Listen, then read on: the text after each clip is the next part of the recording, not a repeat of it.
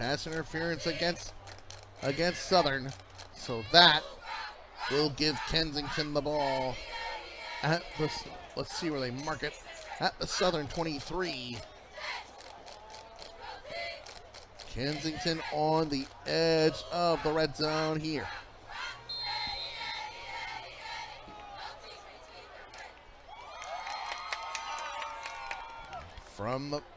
From the Southern 23, 1st and 10, Marquise in the shotgun.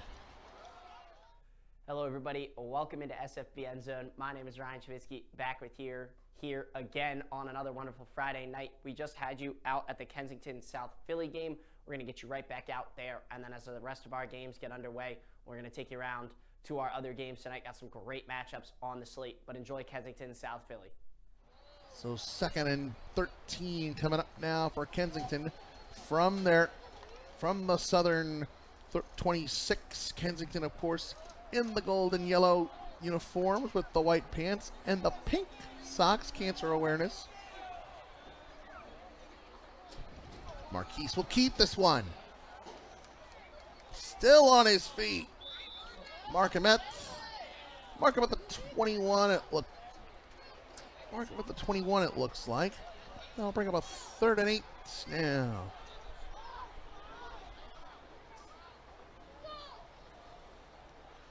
A stop here for Southern will be much helpful here. Here we go, 3rd and 8. Handoff.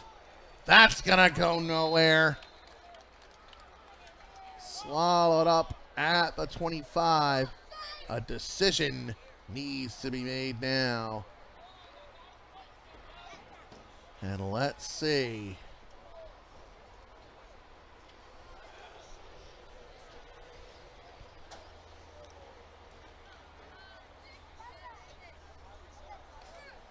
Fourth and 6, maybe 7 it looks like. Marquise right under shotgun. Nearly got him with the hard count. Now gonna call a change at the line. Back. Intercepted! Ripped away! Excellent timing there for Southern. A big takeaway there. Outstanding. A 4th down pick for Southern. And this is where the Rams will have their first drive. Mark it at the 29.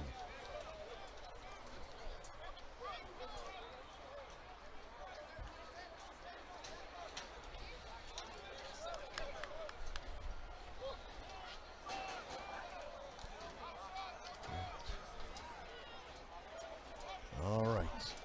1st and 10 now for Southern at their own 29. Motion. The handoff. Not much, if anything, this time. Just not quite the best execution on that one.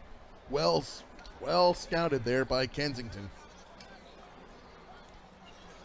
2nd and 10 now for the Rams. When I was accepted to SGU, that was one of the greatest days of my life. The faculty at SGU really have helped mold me into becoming the best doctor and physician. Something right away, and you're trying to get that excitement going. You work on it 2 downs, and you put that offense out there. You let them execute. But if you know we can take our time, we want to be more methodical. Maybe we do kick that extra point.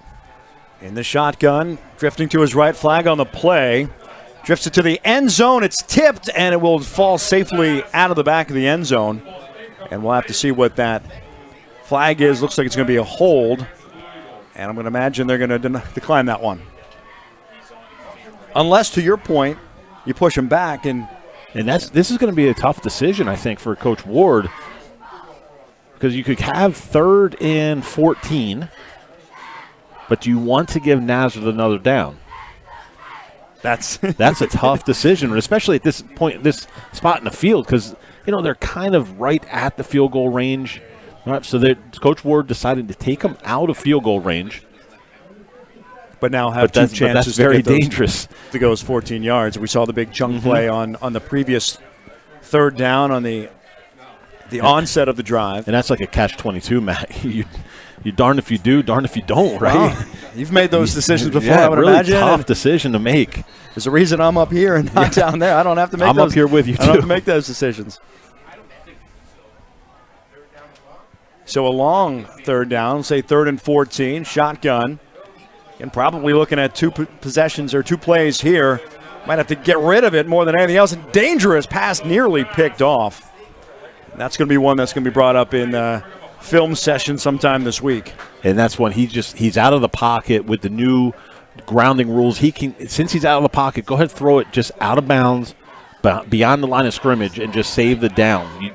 That was dangerous because really there was nobody else there but Falzone. If he intercepts that, that's 6 points the other way. Yeah, it could be. That's a huge swing.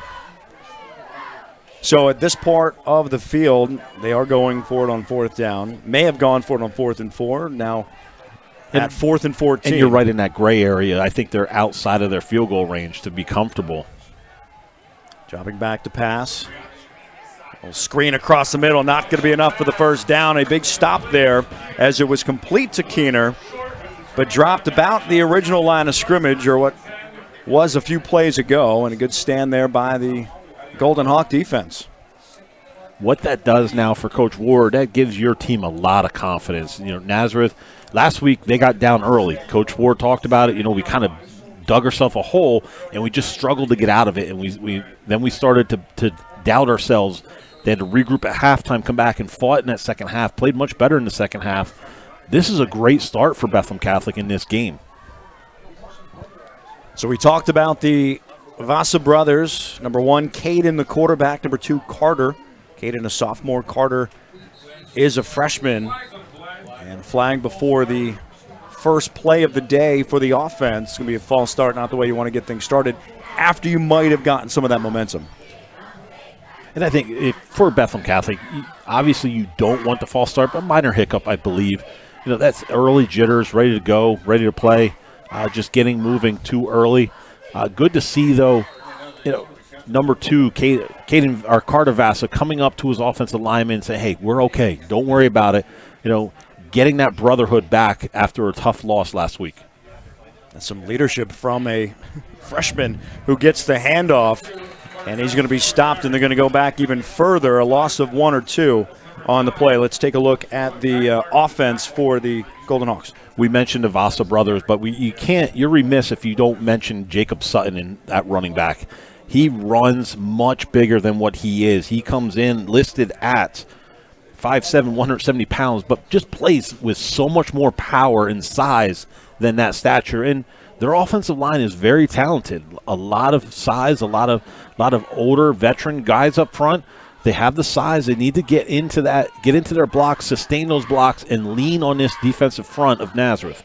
So loss of 1 after the penalty then, too. 2nd and 16. On the move, the slant caught. And that's caught by Sutton, and well enough for a first down into Blue Eagle territory. Big first down there by the Golden Hawks. And they're taking a page out of Parkland's playbook last week, getting into that middle part of the field. Sutton was in the backfield. He runs a little arrow route from his backfield position right up into the middle part. Let those linebackers vacate, find a place where they vacated, catch the ball, and then, again, let your playmakers play in space. Gets the handoff that time, takes it to the far side. It's going to be run out of bounds just about the line of scrimmage. So no gain on that play. It'll be 2nd and 10. First quarter brought to you by JFR Salvage, full-service scrap metal recycling company serving the Lehigh Valley for nearly 50 years. JFR Salvage will pay you cash for all grades of scrap metal, including iron, steel, copper, brass, aluminum, stainless, and junk vehicles. Visit their website, jfrsalvage.com, or one of their locations in Wind Gap or East Stroudsburg. So 2nd and 10. Now Sutton listed at 5'7", so you can see how he can be lost coming out of the backfield. We saw that on that slant. He's behind the quarterback in the pistol formation. He's going to get the handoff. Stutters a little bit. Goes to the far side. Busts loose for at least 5. It'll bring up 3rd and 5, a little bit more manageable here. And you would imagine, again, kind of in that 2-down territory if need be. Absolutely. And number 34, Carlos Perez, talked about him on defense. He's one of the H-backs, and he's coming through and leading Sutton up through there. He took his guy 5-10 yards down the field, just opening up that hole for Sutton. It's been the Sutton drive so far with the catch out of the backfield and a couple of runs. He's going to get it again now coming towards the near side. He busts through for the first down and then some. Down to about the 32-yard line. And you saw Nazareth, they committed to the run on that play. They had all 9 guys in the box other than 2 guys covering the 2 wideouts. They're up trying to get that run, stop the run, and they still can't get to Sutton. He's elusive enough, and if he sees a hole, he hits it, and he's picking up those 6-7 yards. Sutton is 3rd in the EPC South, came into the game 682 yards, 5 touchdowns on the ground. Also has 1 through the air on 121 yards. Handoff is to Carter Vasa. Looks like he will be stopped maybe for a loss of 1. Mason Keener on the tackle for the Blue Eagles. It's 2nd and long, 2nd and 11, they'll say. You see Bethlehem Catholic really putting an emphasis on the running game this week. That was one part of their offense last week that kind of disappeared.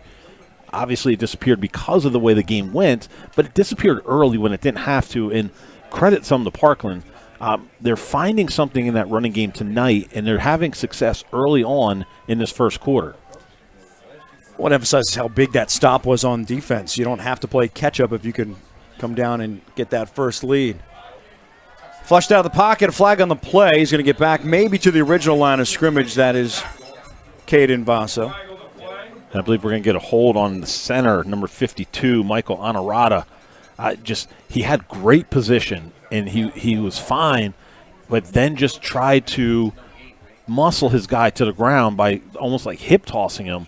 And all he had to do was just keep playing position. He didn't have to put his guy on the ground. He had his guy blocked at the line of scrimmage. We saw the hold on the Nazareth possession. You could debate whether or not that, certainly moving back, changed the complexion of that drive, and now maybe the same thing. 2nd and 21 now, so you got the loss of 1 on first down, then a loss of 10. And like you said, could that be the break this Nazareth defense needs on this drive to kind of just put Bethlehem Catholic away and shut this drive down? They weren't quite in field goal range yet. And also more movement. I think we're going to get another false start on Bethlehem Catholic. So the first play of this possession started 5 yards back with a fall.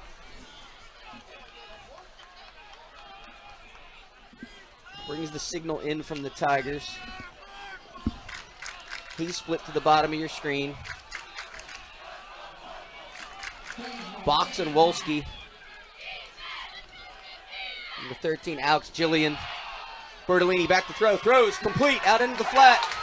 It is Gillian on the catch. First down, Tigers.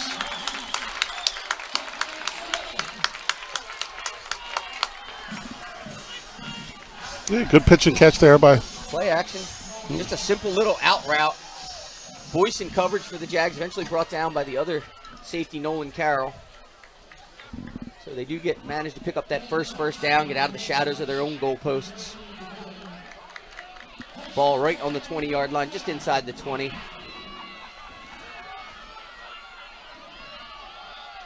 Bertolini in the gun. Toss, goes to box, gets a blocker, gets some space. Gain of about 13, maybe 14. Ball will be up almost the 35-yard line of the Tigers. Another Tiger first down.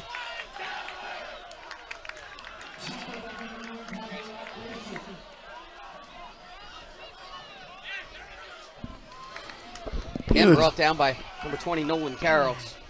Never a good sign when your safety's making all the tackles for the Jaguar D. So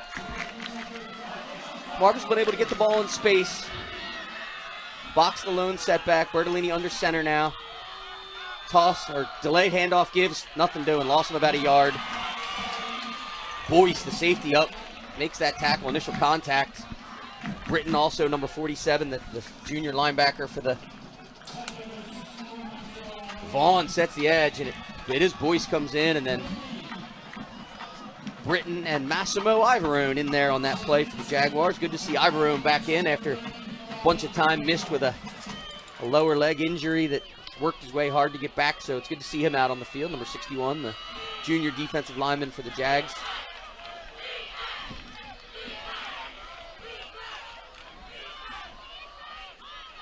Bertolini fakes, throws, has Gillian. Throws, caught. Tackled short of the line of scrimmage, but they get, short of the first down, they get about 7 or 8, so it'll bring up a 3rd and about 3 at our own 42, the Tiger 42-yard line. You know, I know we talked about it during the week, is that, you know, running that little hitch pass left and right, as they did against Strathaven last week, and they kept picking that play up. You know, all the way down the field pretty much in the second half. It was using it, they were using it to their disposal there.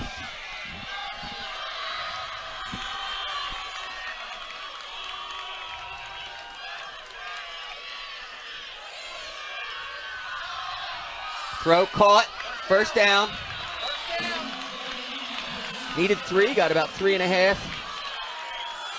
Pass caught by number 26, Paul DeFrucio, the senior running back and defensive back for the Tigers, but enough to pick up the first down, ball right on the 45-yard line. Based on where the ball is spotted, that would have been short of the first down because they put it on that 45-yard line. But, again, it's something I'll continue to harp over. It can't move it back and put it on a yard line.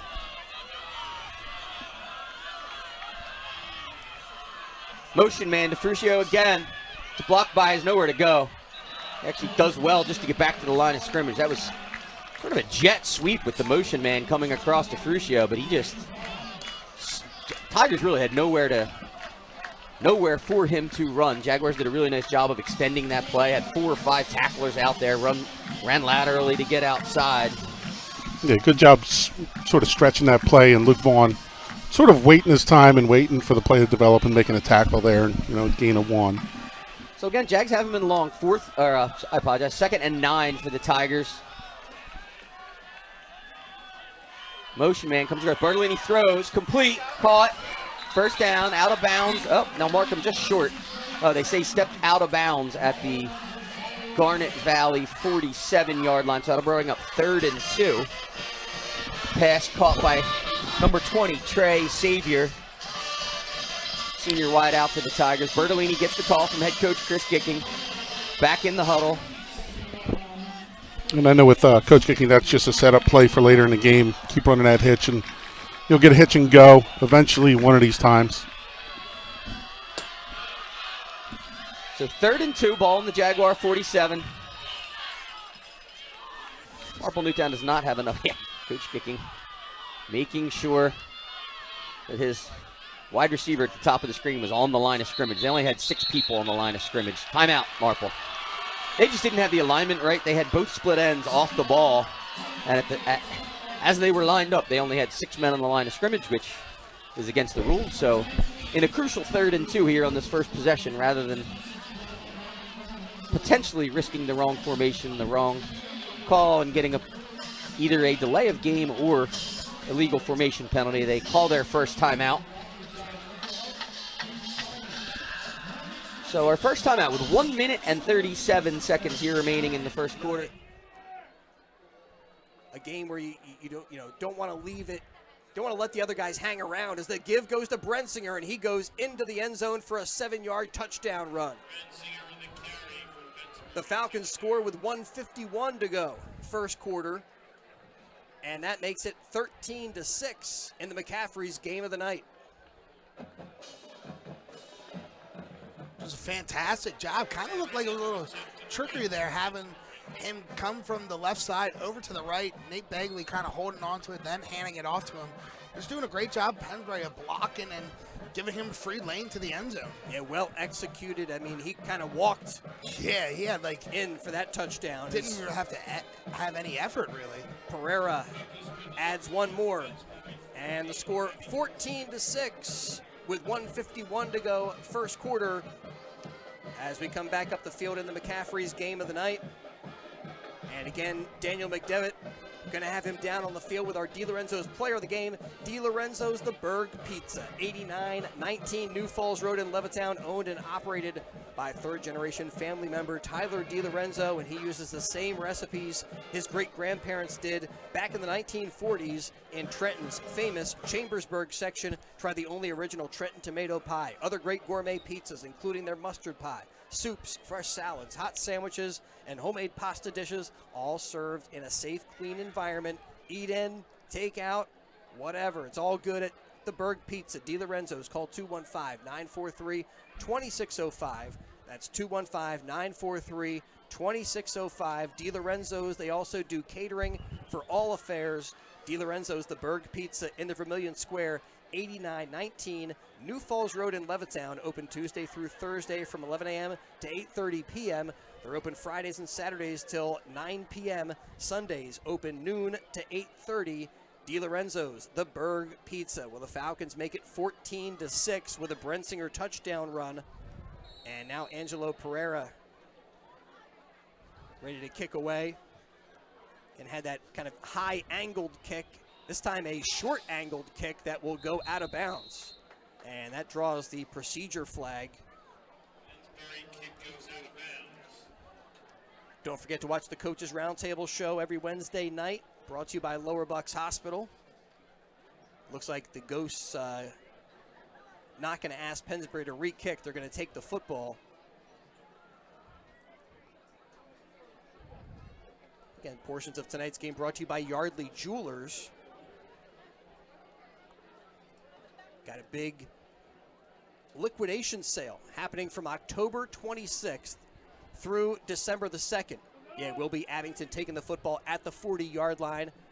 And Yardley Jewelers, their inventory includes their award-winning custom jewelry, their antique and estate jewelry, plus diamonds, wedding rings, pearls, necklaces, all 25 to 70% off during the liquidation sale. Again, October 26th through December the 2nd, and we welcome Yardley Jewelers here tonight, helping to make portions of Pennsbury Falcon football possible. Again, liquidation sale at Yardley Jewelers, as Abington snapping the football on first down, and it's a handoff. Short gain for Megger.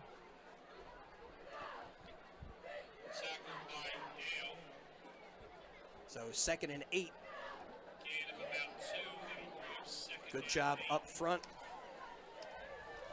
by the Pennsbury Falcons' Andrew Dale. Puts the Ghosts in a 2nd and 8. 3 receivers here to the near side, and Moynihan throws to that side of the field, but can't connect with George Clay, his intended target.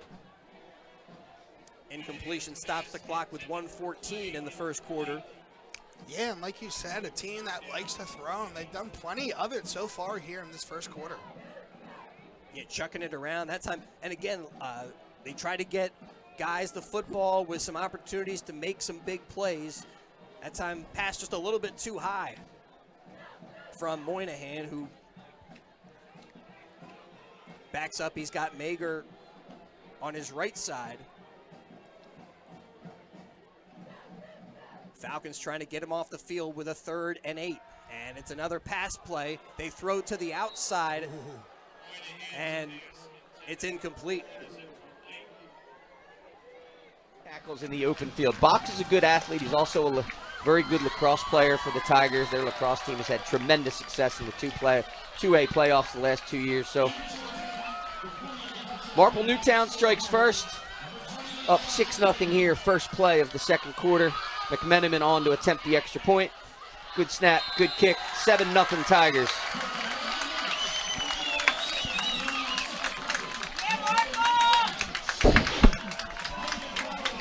Then we'll see what the Jags and Coach Boyd, the offense coordinator, draw up here for the second possession. And getting points on the board. I mean, that was a really nice drive of taking it down pretty much to the, inside the 5-yard line. Long, sustained drive, not getting anything out of it, but we're looking to change that, and the Jags will be looking to change that in the second possession here. Again, number 28, McMenamin, set to kick off for the Tigers. Will have the ball right on the Tiger logo at the 40-yard line, going right from left. Tees it up right on the X at midfield. Garnet Valley has their return men back deep. Number 29, Billy Krause. Number 20, Nolan Carroll, standing just outside their 10-yard line. McMenamin's kick. Low line drive. Carroll catches it on his own 11-yard line. Fumbles the ball. Picks it up. Has nowhere to go. Does make the first man miss, but that fumbled ball and that catch puts the Jaguars. It really gave him nowhere to go. He managed to make the one man miss just to get the ball back outside the 15. So Jaguars give up that big play on D, and then sort of a botched exchange on the catch there by Carroll. Has the ball back inside the Jaguar 20 at their own 18-yard line, which is where they'll take over on this, their second possession of the game.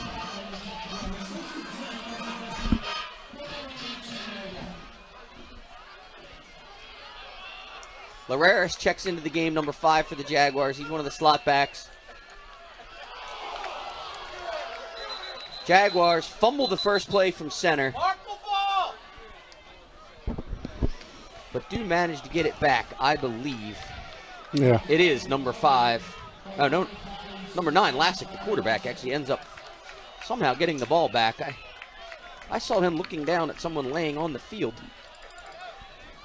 Oh, he managed to steal this ball away. I mean, that's just the old school. They say the things that happen on the bottom of a fumble pile are not for the faint of heart. And Lassick managed to wrestle that ball away, and fortunately so for the Jags. Gibb goes to the second back through Vaughn, out to about the 26-yard line. So that will put the Jaguars in a 3rd and short. Looks like about 3rd and 2. Call it 1.5. Jags need to get to the 28-yard line. Call it the 28.5, the way we measured things on that first possession.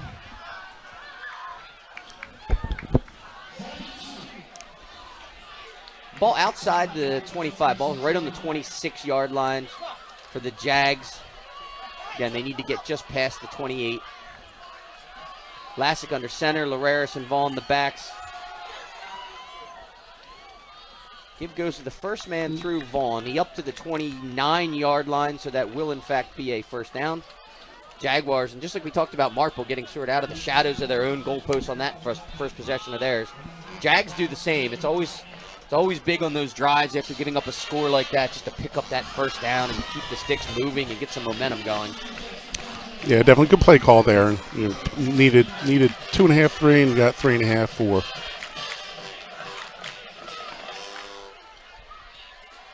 Lassick keeps nothing doing. That's a good, hard, physical run. That was a 2-yard loss. He turned into a 1-yard gain. Alex Gillian, number 13, the initial man there for the Tigers, who had Lassick wrapped up. Garnet Valley's been so good, whether it was O'Donohue for that stretch when Lassick was out, or Lassick recently since he came back from the injury, of just getting those quarterbacks outside. He keeps it inside this time, Lassick. Gain of 5, ball right up to the 35-yard line. Will put the Jags in a 3rd and 5. We talked about them getting the quarterbacks outside. That time he kept it and put his foot in the ground and got up inside. Yeah, they've been reading it pretty well when he keeps the ball. They've done a nice job the first couple times of sort of that zone and him keeping it, making. But again, playing quarterback here, you're going to get hit, and you got some tough kids playing quarterback here over the years. Jaguars, ball's marked right at the 35-yard line. They need to get to the 39, so 3rd and 4. Lassick set to throw, nowhere to go, and he just gets hammered in the backfield. I mean, I don't know. We'll see the replay here. Marple-Newtown obviously dialed up some sort of pressure that Garnet Valley wasn't ready for, because by the time Lassick sets his feet, that's just poor protection by the Jaguars. I mean, they don't blitz. They bring the 4. They had 1 man come off the edge, and there were 3 men unblocked. Lassick had nothing to do with it, but just eat it for the 8-yard loss, and now O'Donohue on to punt for the Jaguars. So that Marple-Newtown defense holds 2 for 2. Donahue, good punt. Ball goes on the ground. Takes sort of a lateral bounce. Jaguars will down it. Dante Devano, number 11, touches it down at the Marple-Newtown 42, which is where the Tigers will take over on their second possession. So Jags offense shut out so far. Yeah, speaking of Devano and Bono, we have a friend out there in Las Vegas at the new Sphere watching the U2 show out there, unable to make tonight, so we're sort of jealous that you're out there watching that great show. Hope Shane, I hope you're having fun out there, buddy. Devin Smith out there watching. She's joining the fun. Just kidding, have fun, KOD. Give goes the box again inside out of the eye, gains of about 2. Tigers will be in a 2nd and 8. So you mentioned Garnet Valley turned, Garnet Valley drove the length of the field, came up an inch short on that first possession, turned it over on downs inside the 6-yard line. Marple-Newtown managed to go the length of the field, 95 yards. Coach Snyder may be thinking about using all 4 downs now that they're into Abington territory, and he may stick with that ground and pound approach as a timeout is taken with 10:15 to go in the first half of the McCaffrey's game of the night. And keeping people active and healthy. Since 1991, Dr. Rob Johnson at the Johnson Chiropractic Center, 175 South Main Street in Yardley. From elite athletes at local schools to senior citizens, Dr. Johnson's goal is to keep you moving. He offers functional one-on-one fitness training and going to increase your strength and flexibility at any age. And offers nutritional advice, complete chiropractic care. The Johnson Chiropractic Center features all the state-of-the-art workout equipment you find at big facilities, but in a much more intimate and comfortable setting. For more info or a free consult, you can check out the Johnson Chiropractic Center, 215-321-3100, 215-321-3100. Falcons with a 3rd and long, and they will give it up the middle to Zerniak. Zerniak with a little stutter step into the end zone for a Pennsbury Falcon touchdown. A 30-yard touchdown run for Jordan Zerniak, and he had a lane, and as soon as he hit the hole, he saw nothing but daylight in front of him. Yeah, we were just talking about a couple plays ago. What was it? 3 yards in a cloud of dust? Well, we've been seeing the 3 yards, and there, right there, was the cloud of dust. Finding the hole, Zerniak putting on the afterburners. I think that was the fastest I've seen him run all year as well. Man, that was a fantastic run by Zerniak. Yeah, he kicked up some dust on that trip to the end zone, and Pereira, who splits the uprights, but hold on a second, offside called on Abington. And is this going to give the Pennsbury Falcons any interest in maybe going for 2? It's definitely something that you're going to think about, but I think the way this Pennsbury offense is rolling right now, and just the way their kicker is just automatic, possibly just let him go for the kick again or just decline the penalty. But, that's just me. Galen is Galen, though. Galen's going to do whatever Galen wants. Abington failed a PAT earlier. I mean, I'd go for it if I was them. Looks like they're leaving Angelo Pereira out there and just going for the traditional point after. Smart. Especially with how reliable he is. You know for a fact you're going to have a very good chance of getting that 1 up. You never know about putting that 2 up, and that extra point could be costly at the end of the game. Every point matters. Yeah, like lightning, Zerniak right up the middle and 30 yards into the end zone.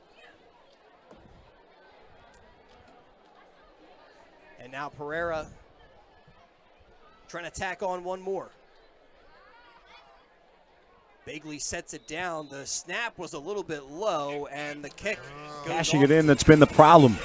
Vassar looking to the far side, nearly intercepted. Marquise Wimberly may have been thinking 6 in his own right, but he got to catch it first. He was also going out of bounds, but could have been an interception in the end zone there. But forcing them, talk about that huge play, a couple of plays to get into the goal-to-go situation. And now they're going to be lining up with Jeremy Fryer with a chance to tie it. Fryer made a field goal last week versus Parkland to get them on the board in that game, so he has a very comparable leg. And it is off the goalpost and no good. And I may have jinxed him. May have jinxed him on that one. There is such thing as the broadcaster jinx. Absolutely. And that is a very deflating situation, though, as opportunity to potentially tie the game in the early goings of this second quarter. Certainly had the leg. Oh, it definitely had the leg. Hit the up like 20-some feet, like 2/3 of the way up, right? About a 25-yarder, but no good. So Nazareth on defense, the first possession forces a turnover. Second possession, whether they forced it or not, the kick was no good. Let's see what Peyton Falzone has on the third possession. It's a handoff. Bendekovich gets the handoff. He's going to get about 4 or 5 on the first down. And while the running game for Nazareth has not shown a huge amount of success tonight, it's important for them to do that to contain or remain balanced offensively. They can't allow this defensive front to just tee off on Peyton Falzone as he drops back play after play. Bendekovich is in there, fake the handoff to him. Keener on the near side, gets around the defense, crosses midfield, cuts inside the 40, and they're going to finally bring him down eventually, but all the way up to the 37-yard line of Bethlehem Catholic. And that was just a short pass on the near side. He went right by the defense. And Keener has shown the ability to do that throughout his years here at Nazareth, taking that small pass play and turning it into a big one. Just a bad angle by the Bethlehem Catholic defensive back, and then Keener makes them pay for that in a big way. Bendekovich gets the carry again.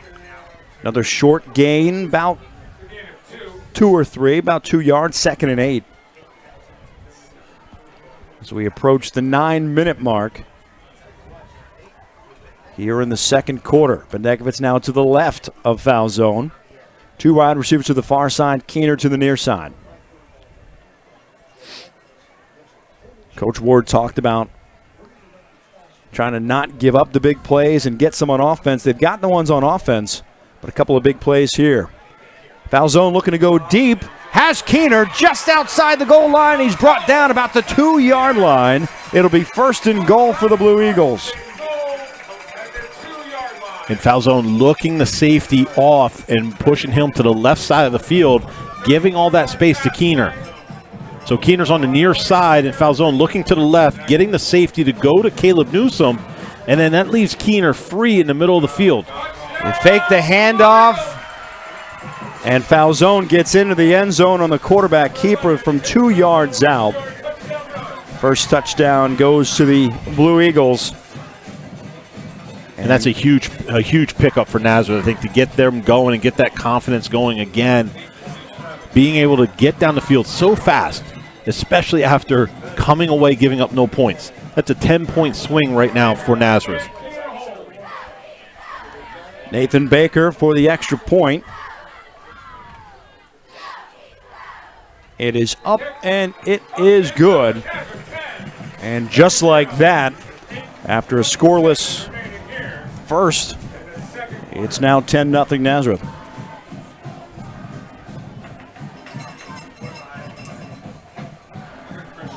And now I think momentum is starting to swing back the other way for Nazareth. Absolutely. But I like the way Nazareth ran their offense on that series. Run, pass, run, pass, run, pass. Just continuing to stay balanced. Run not picking up as big a yardage as the pass was, but still staying balanced. Bethlehem Catholic's defense cannot hone in on any part of it. They have to stay and keep spread out, which is opening up a lot of holes. We alluded to some of the keys of the game. For over 175 years, New York Life has been helping families and businesses with their... And Marple-Newtown's all over it. Well, that's our first opportunity here to really question the decision-making by the Jaguars coaches here. They originally were just trying to draw the Tigers off sides. They don't. They ran the play, and that's just a huge tackle inside by number 50, Jason Bennett, for the Tigers. And now the Tigers are right back in business. We talked about being in the shadows of their own goalpost. Jags weren't able to pick up the first down, 4 and out, turn it over on downs. 1st and 10 Tigers, ball on their own 18-yard line. So Jaguars D really has their back up against the wall now, partner. They go empty, quads to the bottom of your screen. They run the bubble screen to box. He's out here on the edge, cuts it back up inside, gets a block, still going down to the 11. First time we've seen that here for the Tigers. Wonder if they see something they like with that last possession where they can just go empty and spread the Jags D out. Box the inside back. They just ran that little bubble screen to the slot.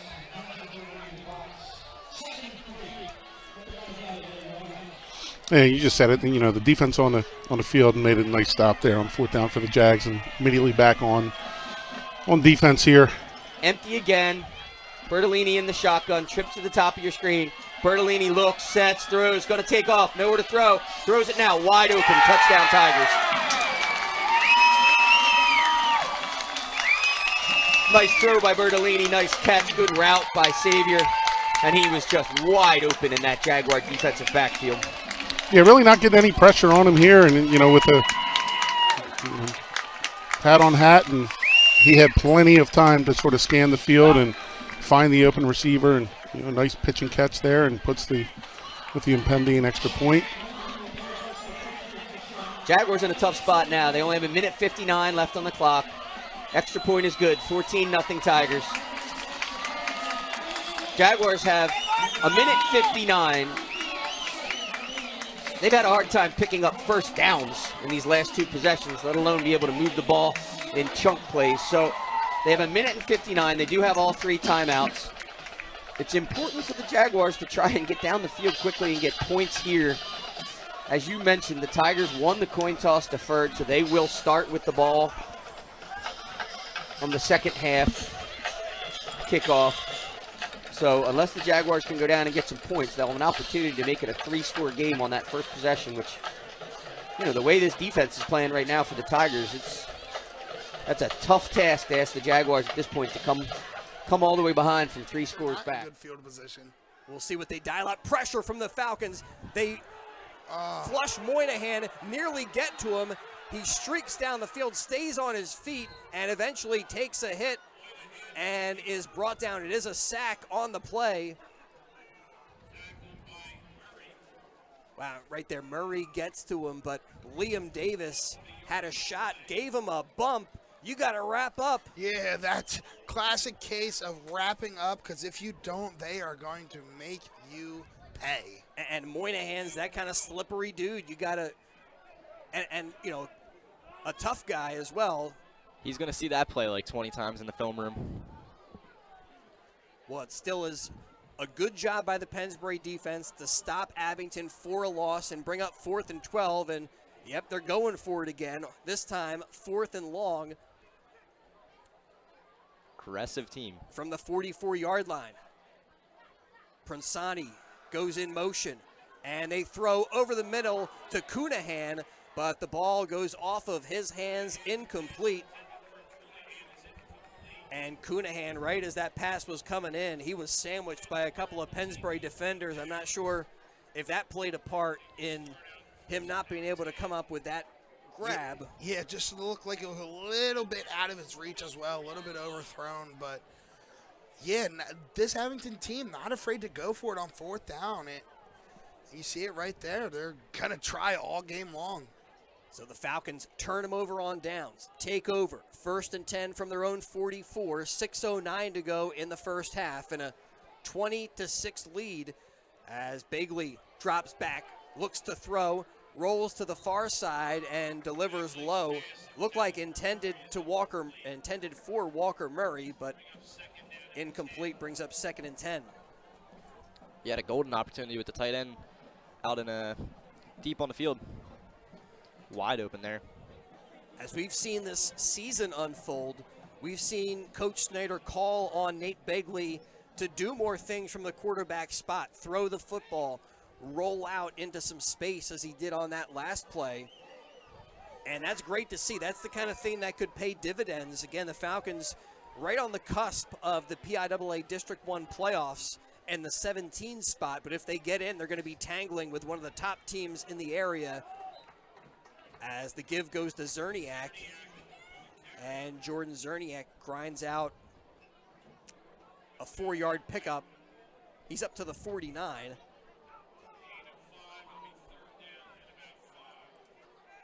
So let's say it's a 5-yard pickup, 3rd and 5 for the Pennsbury Falcons. Thanks to Puss in Boots Tavern at 942 Trenton Road in Fairless Hills. The friendliest tavern around, always with great specials. You know they're going crazy for the Phillies tonight over there, as Begley sets him down and gives to Brensinger. Brensinger tripped up on the play.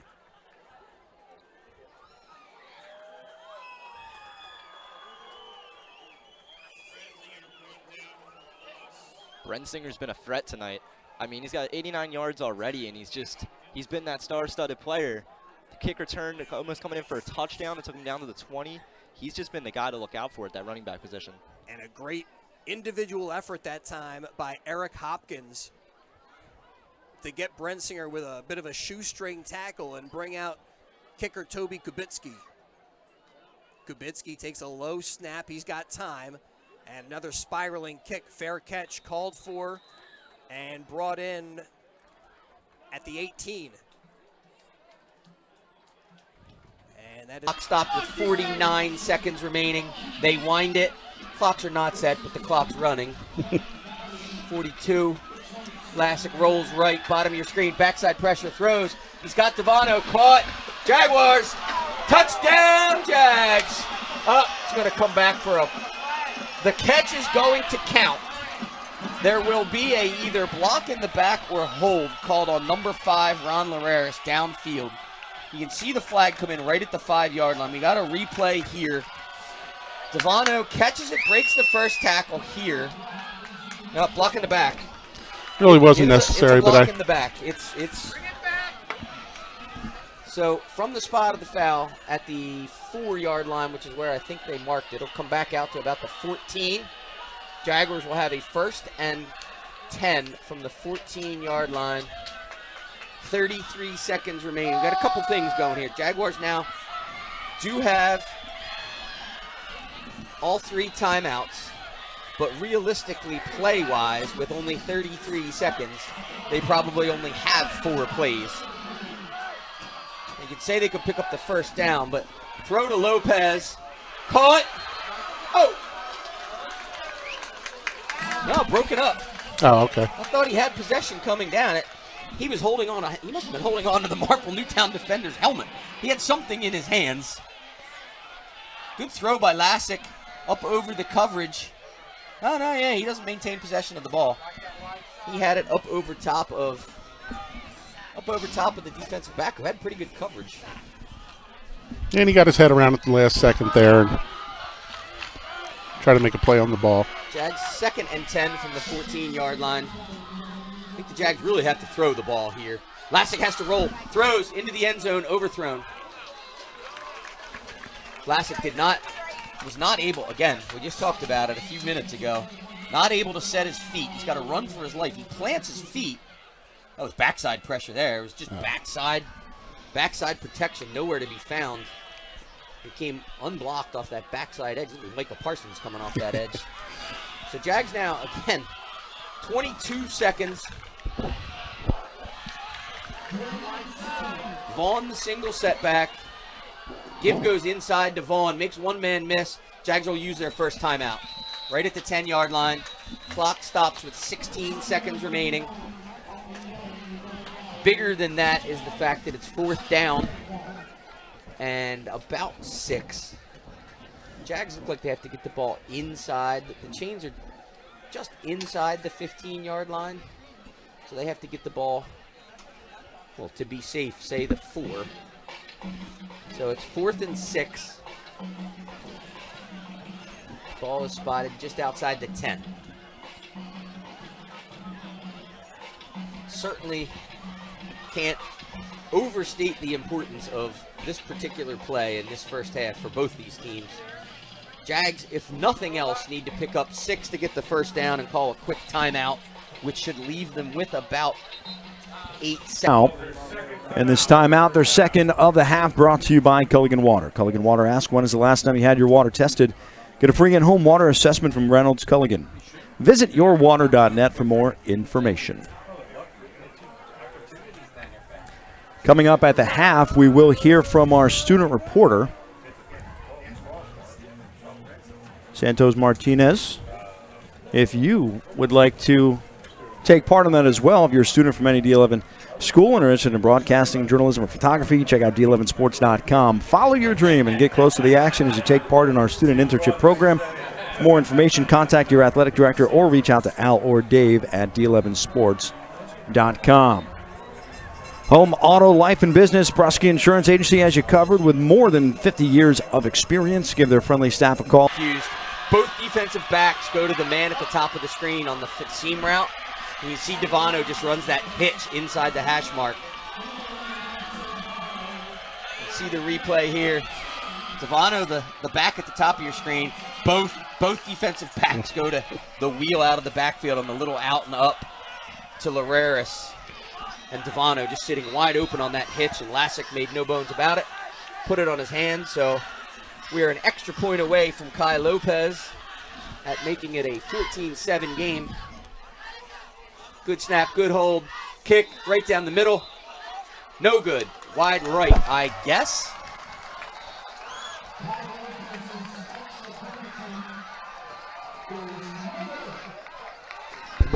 So, with that, the Jaguars now, 3 weeks in a row, have missed the first PAT attempt. 1st and 10. Pronsati in motion. And they throw to the outside. And quick tackle by Bagley and Vavleka out there. And a timeout taken by Abington with 1:23 to go in the second quarter of the McCaffrey's game of the night. Now, Chris, I hate to be the bearer of bad news, but this game looks oddly familiar. I mean, last Pennsbury game, going into halftime, they were 7-21, and this one looks like it's going to end up 6-20. Just got to see if they can handle just being in the lead coming out of a half. And, you know, you compare last week to this week. One of the differences to me, I'm looking at Pennsbury moving the football back and forth against this team. They had trouble against North Penn consistently moving it, and that the third touchdown that they picked up last week before. Clock is moving. 3:09, give or take. So Solomon Sutton now to the right of Caden Vasa. Jacobs in the slot. Looks like a design run all the way. Vasa up the middle. Doesn't exactly get to the 40-yard line. They're going to be a little short at the 41, you're right. But, again, you see the difference there. They moved Jacob Sutton out to the slot, moved Solomon Sutton, the guy who's been the H-back, getting a lot of blocks, into the backfield. I like that move because now you have a lead blocker for Vasa. You know, he has a lead blocker as he hits up in there, or he has a lead blocker if he tries to pass the ball from that situation. Again, you stay balanced, and you don't have to. You don't know what they're going to do. But you also maybe bring a linebacker out from the middle to cover Jacob in the slot there to try to give yourself a couple extra yards. Same formation, back to pass now. Vasa looks to the far side. He's going to overshoot his receiver, looking for Robert Kazar, and it's going to be 4th down. You're in an interesting spot here. Certainly not going to kick it. Might not be worth going for a punt either. It looks like the offense is going to stay out there for the time being. Now, if I'm not mistaken, I do believe Vasa may have quick kicked previously this year. So he could easily drop back and just give a quick punt for Bethlehem Catholic if they choose to do that. But like you said, I think you're right in that spot. If you do punt it, and it gets away and it gets in the end zone, you're only changing field position by 21 yards. I don't think that's a huge difference with both of these offenses.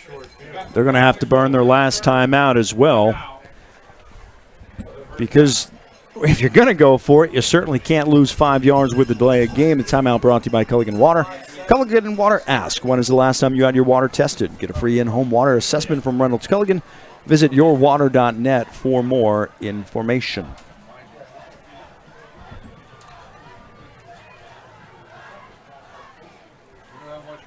Today's game brought to you by Michael R. Glovis, financial advisor in Morgan Stanley, located at 101 Larry Holmes Drive, Suite 301, Easton, PA. For all your investment needs, call Michael R. Glovis at 610-559-6380.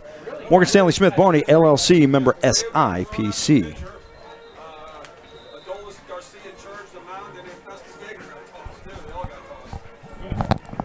So it's 4th and 6.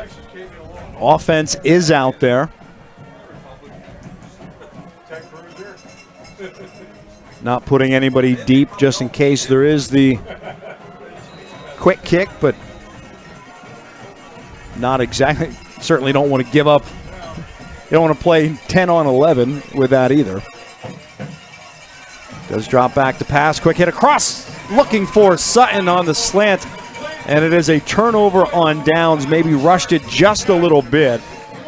I was going to say the same thing. He had plenty of time, and Sutton was just clearing past the linebackers. If he waits one more second, I think he has Sutton not only for the first down, but a huge gain potentially to a touchdown. And that's one that maybe, you certainly hope in 2 years as a senior you make that play. Sutton, of course, will be probably playing in college in both sides will be gone. It's going to somebody else. But now just over 2 minutes. Falzone fakes the handoff. He's going to go deep across the middle. Has Newsome and just knocked away. What a play by Carter Vasa. He put that right where he needed to, but unfortunately, the hand there by Vasa, unfortunately for Nazareth. What a great play, because that was going to be a huge play on first down. It was Carter Vasa, just the ball underthrown maybe a tad, maybe just a little bit, but you don't get to see Falzone took a huge shot from a defensive lineman of Bethlehem Catholic, and he got up slow, and he's feeling that hit right now. So 2nd and 10, just under 2 minutes now in the second. In the shotgun, handoff. Bendekovich breaks the first tackle, gets across the 45-yard line, maybe a gain of 5. Makes it 3rd and 5. Nazareth does have one more timeout to call when needed, if needed. Bethlehem Catholic is out. They're going to go tempo a little bit here in the shotgun. Looking to the near side. Keener has it. Tries to break a tackle. Does he get to the first down? It's going to be close. Yes, this is going to. Looks like the spot looks like it's going to give them just enough for the first down. So that stops the clock momentarily, but once that ball's set, we're going. So Nazareth quickly to the line. Minute 28.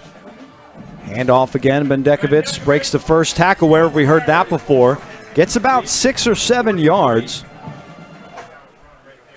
And I think now you just continue with your hurry up, that you still have that timeout. You can use that, but you're just over a minute, and you're on your side of the field. I think you're in good shape here. Back to pass, flushed out of the pocket. Almost lost his footing. Throws it to the near side. Has a man. Kind of threw it away, but also did have Frankie Miraz on the near side. And I think that in his maturation process, that's what Peyton Falzone needs to do. You see it a couple times tonight, just trying to extend that play a little bit too long. I think you try to extend it one time. If it's not there, you tuck it and you go. Or you throw it away much earlier, because by continuing to roll, you risk the chance of getting sacked much deeper, but you also run time off the clock in this situation. That's your other defender right now, is the clock. Just under a minute left. 3rd and 5. Back to pass. And throws it away. Throws it at the feet of his offensive lineman, Lincoln Heimbeck. And he needs to be careful with where he threw that. He needs to make sure he gets that closer to the receiver, or else he's going to get called for intentional grounding. Because that ball did not go past the line of scrimmage, so you need to make sure you have a receiver in the area. Does it count if it's an offensive lineman? And that's the tricky part. Bendekovich was nearby because they were trying to get a screen to him, and then he kind of disappeared. Falzone needs to make sure he gets the ball to him or near him. 4th and 5, trying to keep the drive going. Going to throw downfield. Newsome, and overthrows him. More of a back shoulder, and Newsome was turned in the wrong direction.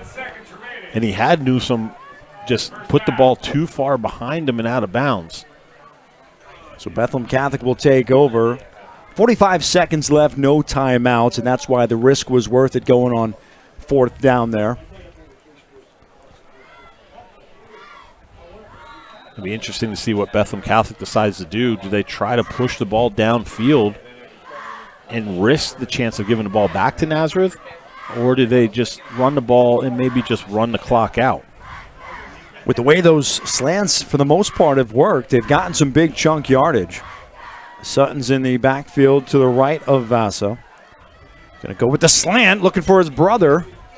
And there was a lot of room there, Matt. Again, just maybe you a little too much of the touch there. Yeah, you called that play. The slant to Vasa, he had the middle of the field, really having a lot of success in the middle of the field, getting behind the linebacker level.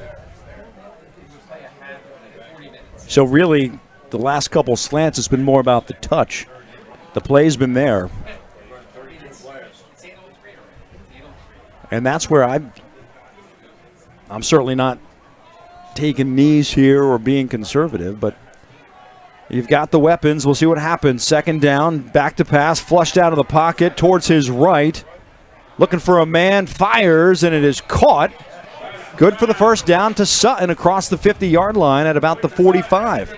So it's a quick stop until the ball's set, so Bethlehem Catholic needs to get into formation. And they're going to stop it. So it'll be 2nd and 10, 32 ticks left to play.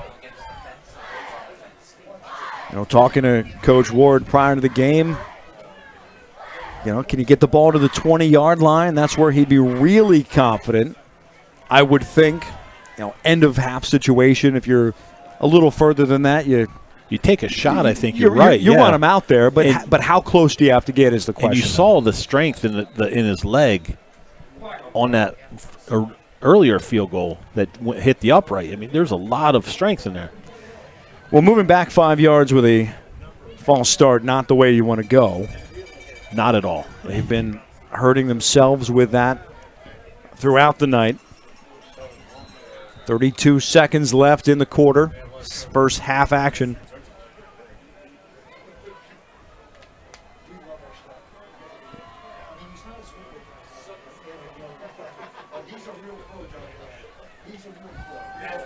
So back to pass, flushed out towards the near side. He might just take off, tuck it and run. He's going to get some of that yardage back, but going to burn some time in the process. A slow developing play that never really developed. Just a little over 20 seconds left, but again, you're at a spot where this is very doable. Well, again, go back to that well with the slants. If you get a good chunk yardage, the clock's going to stop to move the chains. You do have time, obviously. You have the ability to stop the clock on that 1st down, provided there's time. And with 22 seconds left, you're obviously, depending on what happens, you've got a couple of plays in you. Do you have enough to get a chance to run out a kicker? 2 receivers on the near side, both directions actually. Vasa flushed out again. Flag on the play, that's not going to help. Throws it across the middle, it is caught. Caught by Carter Vasa, but more importantly, we think everybody's walking backwards. That's probably going to be a hold.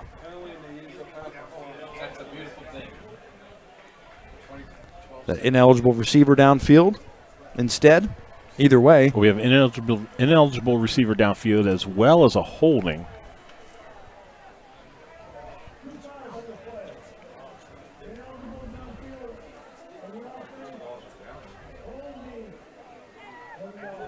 So either way, that play is coming back. So you lost about 10 seconds on the play in general, which you're just not going to get back. Correct. Now I think if you're Bethlehem Catholic, you take the knee. 12 seconds left. Take the knee. Go into halftime. Because you were in position. No flags on the play. You're in position to run up, spike it, kick a field goal, see if you have some points on the board when you go in. Now, with 12 seconds left, yeah, you could run the play, but you may not have time. That's all. You have one play, I think. The way he's been scrambling and taking time, I think, because there was 24 seconds to begin that play. We will hear from Coach Falzone. The plan is to do so anyway. Final potential play of the half. Vasa's waiting, needs to find somebody, throws it out of bounds. And it looks like that is the end of the second quarter. First half action is now complete. Santos Martinez is waiting down on the sideline. Coach Falzone is talking to one of the officials. I'm sorry, that was somebody else. Actually, Coach Falzone is with Santos Martinez. We'll send it down. Coach Falzone, you're up 10-0. Already, as our last game has gone to halftime, let's take a look at our halftime scores. It's 14-6. Marple-Newtown leads Garnet Valley. Kensington, South Philly, we weren't quite able to catch that score before it went to halftime. We'll get you back out to that game shortly. They should be back underway in just a few minutes. BC at Nazareth, it's a 10-0 game, and then it's 20-6, Pennsbury over Abington. We're going to take a break, and we'll be back with you for the start of the second half in just a few moments. Stick around, and go Phils.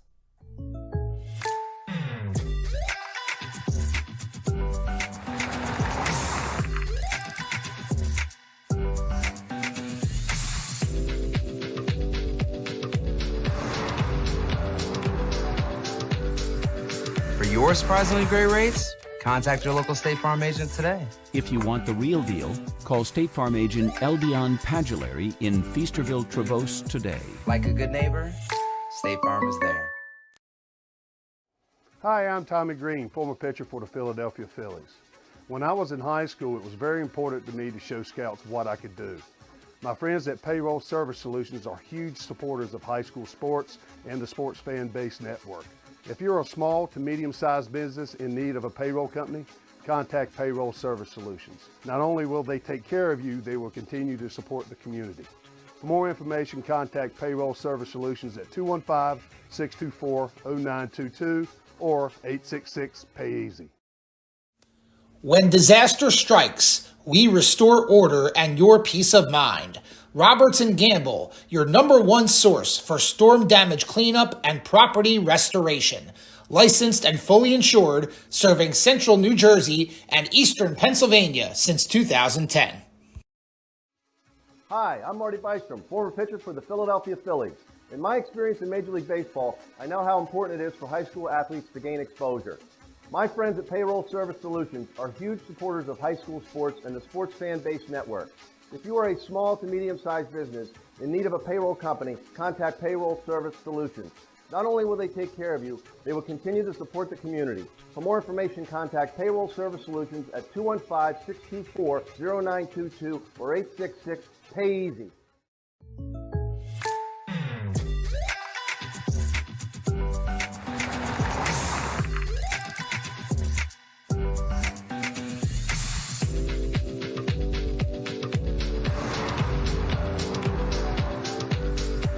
For your surprisingly great rates, contact your local State Farm agent today. If you want the real deal, call State Farm agent Eldion Padulary in Feasterville, Trevose today. Like a good neighbor, State Farm is there.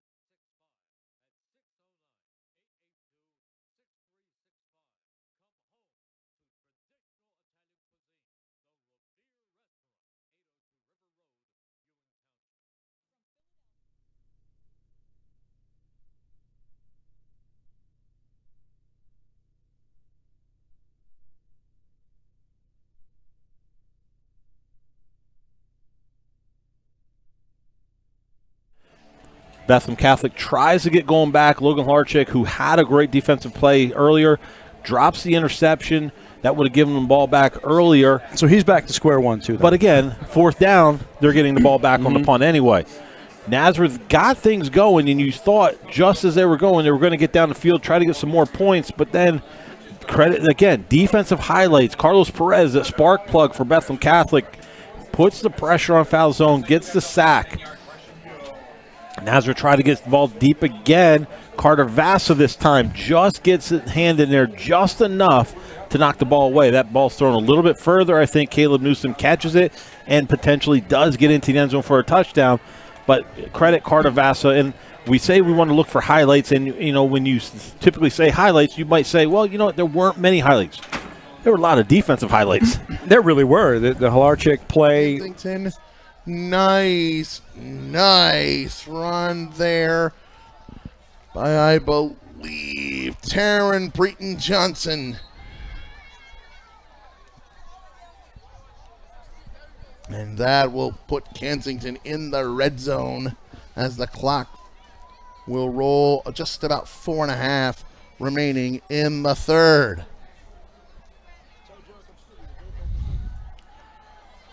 Snap.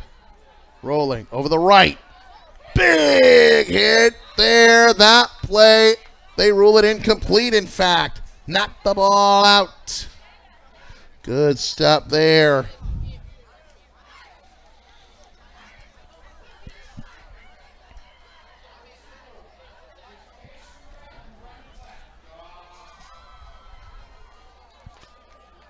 Well, seems like Southern's defensive coordinator is not exactly happy with his unit's performance on this drive. Seems that they're missing some obvious things. But after that second and looks like 2nd and 10 from the 11. Motion. High snap. Draw. Not much that time, if anything, for Yohan Diaz. And Steve Quigley will use his first timeout to talk things over. 3:30 remaining in the third quarter, I should say. We're tied at 6. Let's get a word from our sponsors.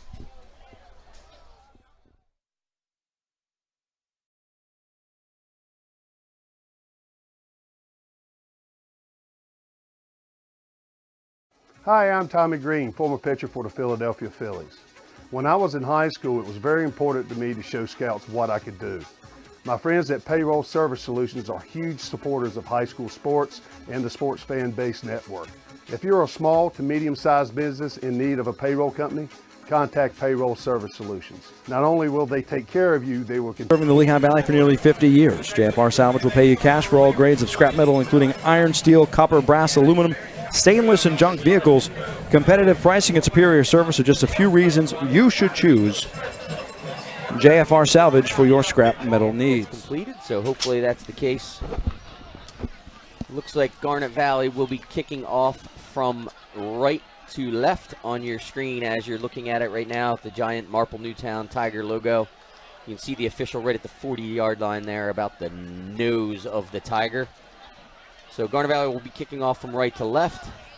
Bertolini and the Tiger offense will be coming out left to right, holding that one-score advantage. Everything gets reset. Timeouts. All square at 3 apiece.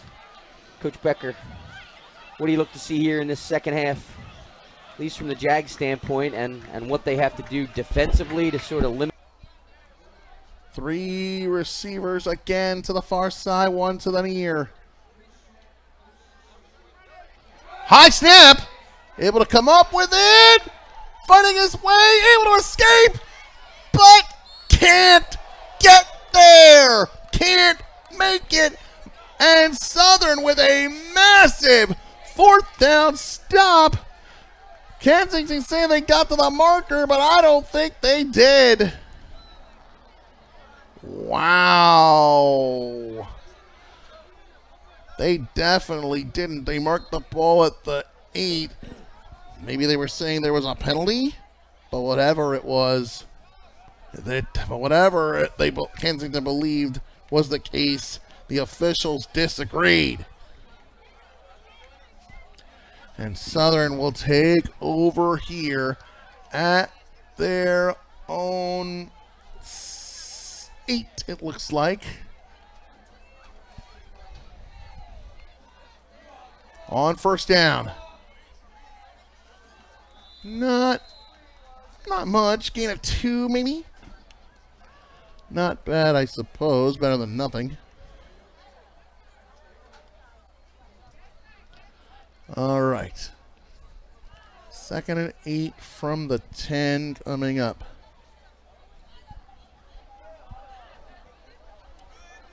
Southern definitely wants to put some points on the board here.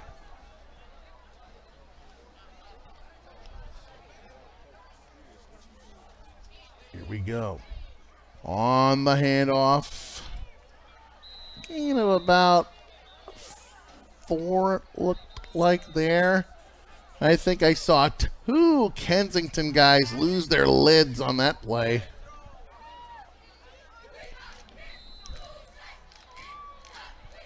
Mark it at the 13, so third and about 5 coming up here for the Rams.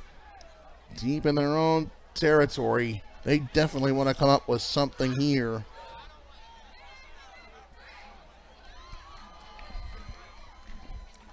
Back over the left.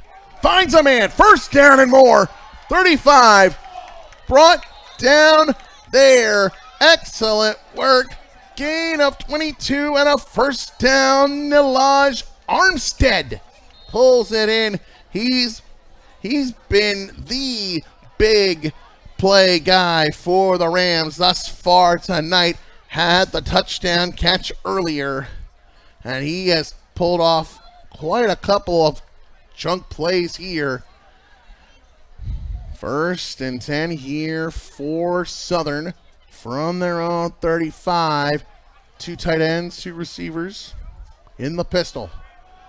Handoff, off tackle, left side, first down and more, to the 50, to the 45, and they rule him down. Ball came out at the end, but they did rule that the runner was down.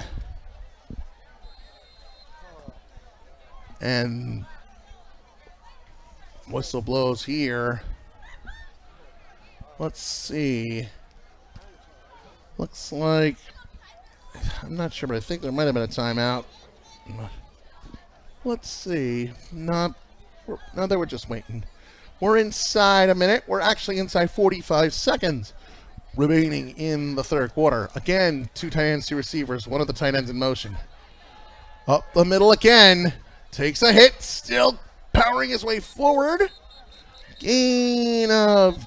Just as you get something positive going your way, now you back yourself up. So what was manageable at 2nd and 6, now 2nd and long. 2nd and 11. Back to the 31-yard line. High snap, handoff. Sutton takes it to the far side. Breaks 1 tackle, gets a good portion, and then some. It's a first down, and when you have a weapon like that, who cares about 2nd and long? And just said you earlier, I said it in the first half, he just does not go down. He keeps his balance. He looked like he was going to go down with only like about a 4-yard gain. You see him get the ball to the far sideline. As the defense comes up, right about now, he looks like he's about to go down, and just great balance, gets his head back up and gets it a few extra yards for Bethlehem Catholic. You lose him out there. We mentioned the diminutive size, but very, very quick. He's going to get the handoff again. This time they're going to get him for maybe a yard, if that.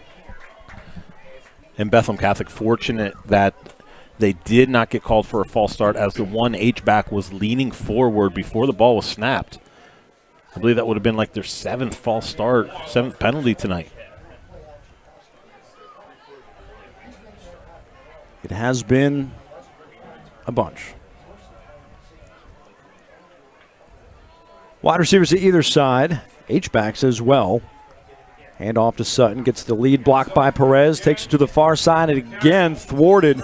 Maybe a gain of 1 yard. Frankie Miraz brought him down. And that was a real good defensive play by Frankie Miraz.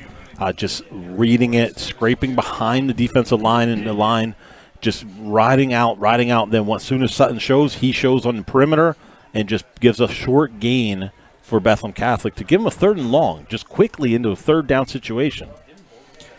You say normally maybe the obvious passing down, but not with not Sutton, if you're Bethlehem Catholic and Sutton. Not necessarily. You're right. Perez on the slot on the near side. Vasa in motion. He gets the little toss and gets nowhere. I don't even think he got back to the line of scrimmage. Really doesn't matter. It's going to be 4th down. We're going to 4th and long regardless. You're correct. Just not able to block the edge. Not able to get that perimeter sealed up to allow Vasa to get upfield. So they didn't get back to the line of scrimmage. It's 4th and 10. And the offense stays on the field. This is a big call by Coach Ward early in the second half. And what you need to do is maintain your stance, because if you're going to go for it on 4th and 10, you're not going to do it on 4th and 15. Correct. Shotgun. Vasa flush to towards the near side, puts it in the air. Caught by his brother, Caden, to Carter, and they do get the 1st down conversion. That's a nice play call. They actually attack where Sean Kinney is. They block him with the offensive tackle and Solomon Sutton, and they just pin him in, and Vasa just reads. Wherever he goes, I'm going to go the opposite, which gave him that extra time to allow Vasa, his brother, to come across the formation and pick up the 1st down. So a risky call there, but so far so good. 2 receivers to either side.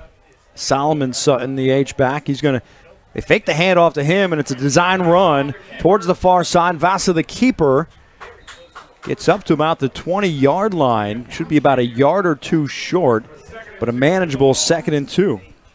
Exactly, and the play fake does just enough to hold defensive end in number 9, Owen Banghart. They hold him just enough to allow Vasa to get around the edge. And then he picks up a block from Jacob Sutton. Too many brothers on that team. How about it? Picks up a block by Jacob Sutton in the perimeter to get a huge gain on 1st down. Solomon Sutton remains to the left of Caden Vasa. Carter Vasa in motion. And there's motion from everybody. Bethlehem Catholic coaches are in the booth next to us. They were not happy with that offensive lineman moving. I believe alone that might be his 4th false start of the game. Now, credit, he's against some very talented defensive linemen of Nazareth. He's trying to get a head start, and you see that in the NFL. Those guys are leaving early all the time. You want to see it. You want to get there, but quick hitter to Vasa. Get that yardage back mostly. But that's the problem. We've seen it all night. 2nd and 2 goes to 2nd and 7. And then you're fighting to get that yardage back on a play. So you're, in essence, wasting a play if you run trying to get that back. You run that play, and things necessarily aren't going to happen the same way, but that's 1st down yardage. Exactly. So 3rd and 4. They're close to their field goal range where they're comfortable, but still might be looking 2-down territory here. We'll see. Looked like more movement. Did not get a flag, bringing it around to the near side. One man to beat, but he runs right into him. It's going to be 1st and goal as the keeper from Caden Vasa. And that looked like it was a design keeper, or at the very minimum, Caden Vasa was not throwing the ball down the field. Play action up the middle. He has Solomon Sutton going down the middle. Then he had his other receiver out here on the perimeter in his brother. But Caden Vasa just kept the ball, picked up the 1st down. 1st and goal, another situation into the red zone. Can they put this across the goal line? 2nd time they've been in goal-to-go situation. And if we're to betting men, I think we're giving the ball to Jacob Sutton. He just got it. Tries to cut up and into the end zone for the Bethlehem Catholic touchdown. That is a huge, huge weight off the shoulders of Bethlehem Catholic offensively. Coaches got excited again next to us, but this time it was for good reasons. It's been 15 quarters since they've been able to score a touchdown. This has to feel good for this offense. And credit Sutton. Owen Banghart was unblocked, had him in the backfield, and Sutton just very elusive, able to get the break, get up the field, and then just power his way into the end zone for the touchdown. Jeremy.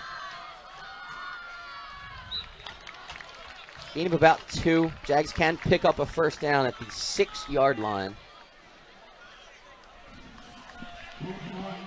About the 6.5-yard line.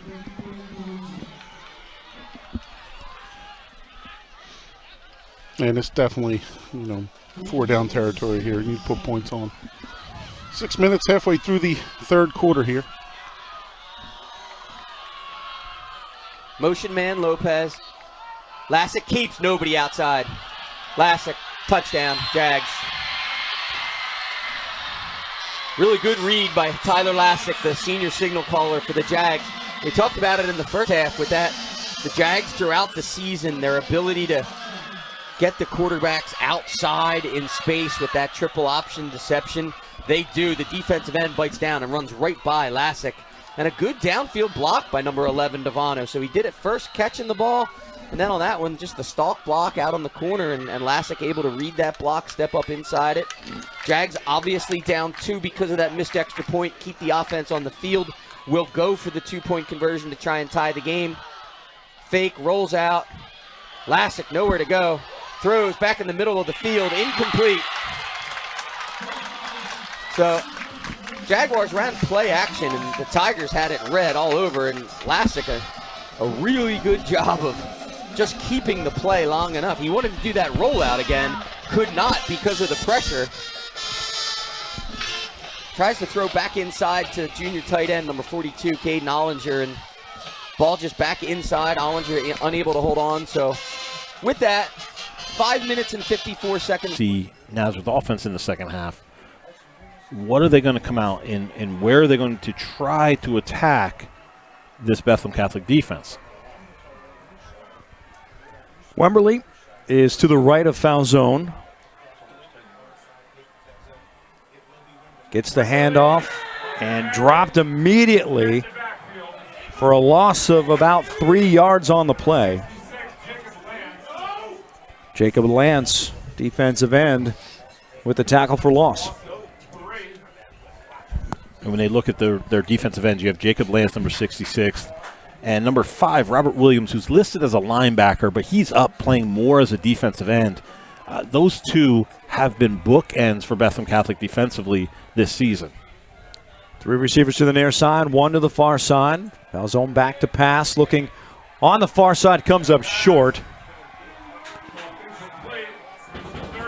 And we talk momentum. You're seeing that momentum on the far sideline. The excitement is brewing for Bethlehem Catholic. They know they're right in this game. Looking for Frankie Miraz on the far side, but he was covered and the pass skipped in. Makes it 3rd and long, now 3rd and 13.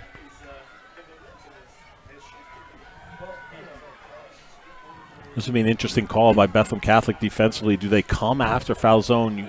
You're thinking it's a passing down or potentially a screen play. Are you going to try to come after them, or are you going to sit back and read and just keep them in front of the first down markers? They've gotten good pressure so far. Showing blitz, maybe some movement on the near side. Is that Keener? Looked like Keener was it actually looked like Keener was going to come in on a screen pass too, because he was stepping back and about to come in. So 3rd and 13 makes it 3rd and 18. Probably setting in a different play now. I would think you have to. And you have Caleb Newsom one-on-one on the far side, but you have a guy nearby to double him. You have Keener one-on-one up here. Launches it near side. Keener's there, but just out of his reach. He had Keener open down the near sideline by about a step, but he needed another 2 to get that ball, and now a big defensive stop there. You score the touchdown, and then going to get the ball right back. And if you're Nazareth, that's not the way you wanted to start this half. Giving up the touchdown and then coming back and going 3 and out defensively or offensively. Good punt. Fielded by Sutton off the bounce. Gets across midfield. He's going to be brought down about the 47-yard line. Great field position for the Golden Hawks now. Let's see what Coach Ward decides to do. Does he come back and start working on the running game with Sutton, or does he try to go up top right away and try to get a quick one? Because right now you have Nazareth on the ropes a little bit. I think if you try, you can try to get one deep on them right away. Well, they've tried to do that a couple of times. The slant, whether to Sutton or to Vasa, has been good. They've tried to go deep to Vasa as well. Perez in motion. No, this is just bad. Another false start. Now you're going to be on the wrong side of the 50.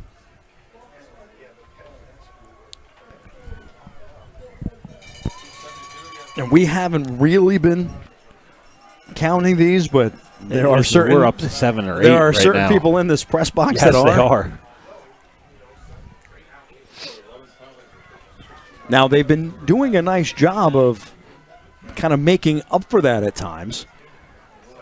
Now they had 3rd and 15 possession to go, and then Sutton breaks it off. Still dangerous from any part, but sooner or later you got to stop shooting yourself in the foot. Looks like they're going with the same play. The pitch to Sutton. Perez is in front. He's going to get past the original line of scrimmage, maybe get a yard past there as well. But we'll say the same thing, Matt. They made up the yards. So you took it down to make up those yards again. And instead of 2nd and 4, correct. And it's now 2nd and 9. Looks like we have a chain issue on the far side. Got tangled up as those guys went out of bounds. Well, that chain issue reminds you that for over 175 years, New York Life has been helping families and businesses with their life, disability, and long-term care planning needs. Where they have a current coverage in place or need a reviewing of your options, please contact our office in Allentown. To find the right plan to fit your needs, call New York Life at 610-616-4433.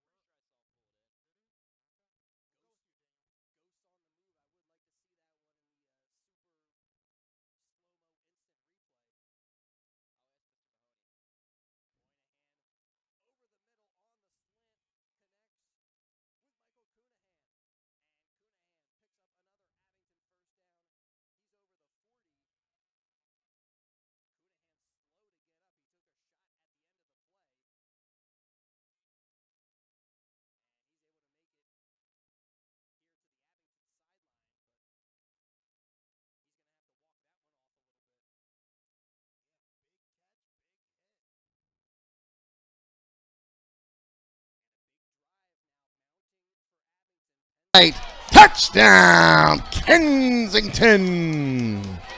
Pulling that one in for the score on the 5-yard catch to cut down the the Ram lead. Well done, Havon Washington, who I believe had the touchdown earlier for Kensington on the 67-yard kickoff return.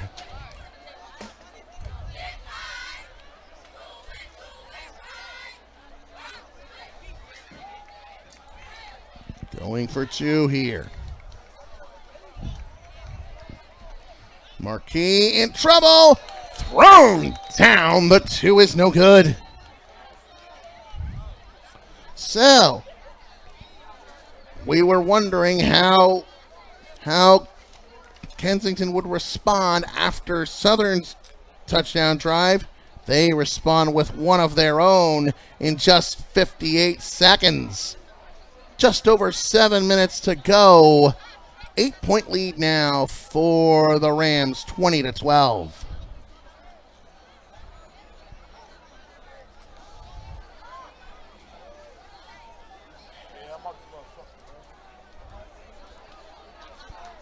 Let's see. We'll see how both foot that they needed for the first down. So Jags convert on 3rd and short. Yeah, it's nice to see. I know Ronnie Larreras has been battling that lower leg injury, and good to see him get out on the edge there on that. Just got nicked at the last second to make him go down there for that 8-yard gain. But good to see him back out there. Good to see him, getting back up to speed again like he was previously.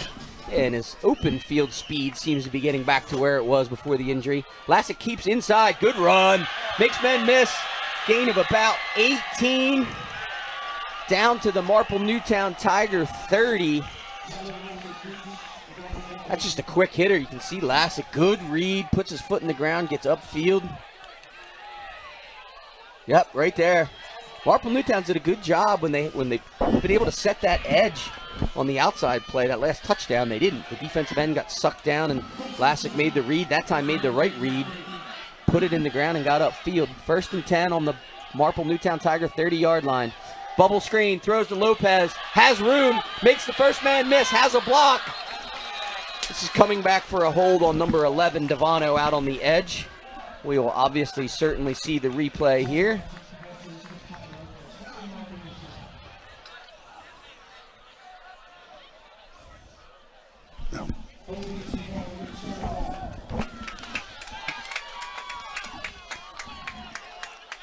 The definition of you can have your hands inside, not outside the shoulder pads. To me, and I might be a homer. Thrown a little bit behind him, but honestly, I think it was thrown where it had to be. Otherwise, if he throws it in front, I think that's picked off by Nazareth. Well, it also allowed him to kind of reverse field a little bit. And I don't think some extra yardage. I don't think he gets to the 20 if that doesn't happen either. So 1st and 10, ball's on the 21-yard line. Handoff is to Solomon Sutton. He's going to get a couple. Actually, a pretty good gain, maybe about 5. And this is a nice thing that you can do. You have Solomon Sutton who can come in and run the ball and still be successful. You put Jacob Sutton out in the slot. You kind of allow him to get a little bit of a break. However, he's still a threat. Throws the other side to Lopez, who was wide open. Gain of about 7. Ball will be spotted right at the 15-yard line of the Tigers. I don't know if Lassick didn't see him or thought he couldn't get the ball over the defender. Lopez was like jumping up and down, like, throw me the ball. It might have been just a check down there, and did a nice job of following his progression. And quarterback coach John Flynn will be happy there to see that, following the progression and sort of using your check down there. The check down is something identified as a hot read before. Fresh set of downs. Jags can get a first down right at the 5-yard line. Lassick keeps again. Puts his head down. Gain of about 6 or 7. They're going to give him, it looks like, the 9-yard line. So bring up a 2nd and 4. Yeah, partner, Jags in that first half really unable to get ahead of the sticks. They were in 2nd and 10, 2nd and 9, 2nd and 8 that whole first half.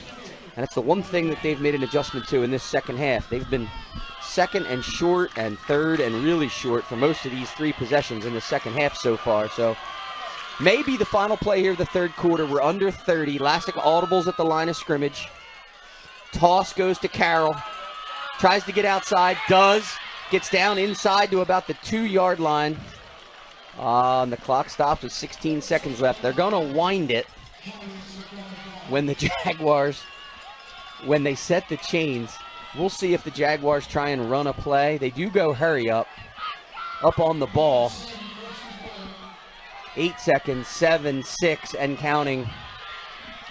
5, 4. See if the Jaguars snap.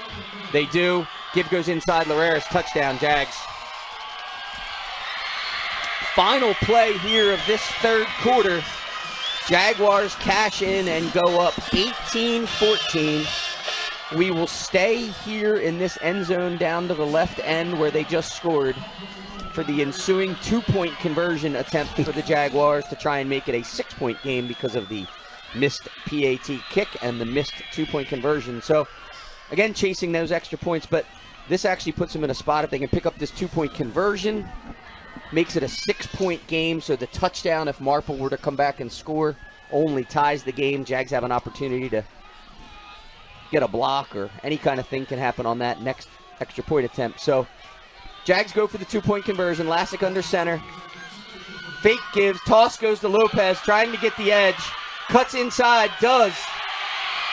Good block out there on the edge, and a really good job by tight end Drew Keaveney not holding on the edge and just making the man go around him, and that's a big frame out there. You can see Keaveney just gets in the way, just like a basketball charge. He just stands his ground, hands inside, and Lopez able to read that block perfectly and get up inside it, and with that, the Jaguars now on top 20-14 as we enter the fourth quarter. And they will change directions for the ensuing kickoff. So the first play of this fourth quarter will be the Jaguars kicking off now, going left to right. On top of that, Marple-Newtown.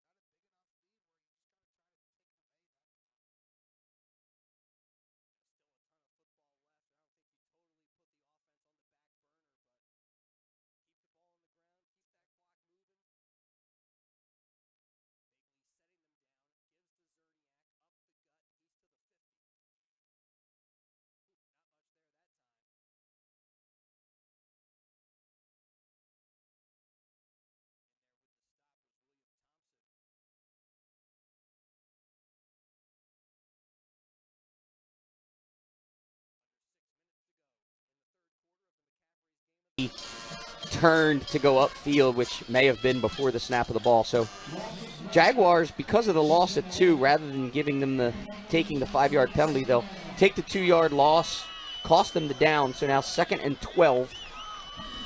Ball on the Marple-Newtown 27-yard line. Play action. Bertolini rolls, throws. Xavier catches it. Incomplete.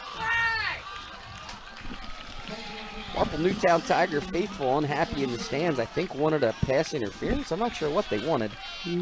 You can see Lopez on the coverage. That's great coverage there by Kai Lopez there. Sort of got there when the ball got there and made a play, ripped the ball out, and bring up a 3rd and 12 here. Yeah, 3rd and 12 for the Tigers.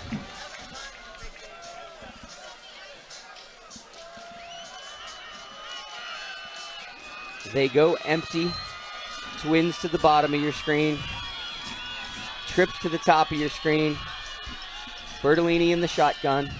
Sets his feet. Throws over top. Caught. First down, Tigers.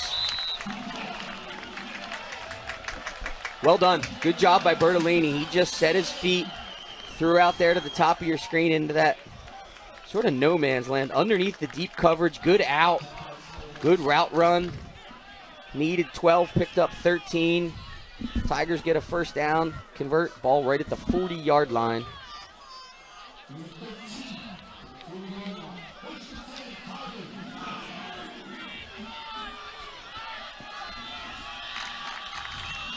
Savior to the bottom of your screen. Box the lone setback. Motion man to Fruscio. Give goes to Box. Plenty of room inside. And off to the races.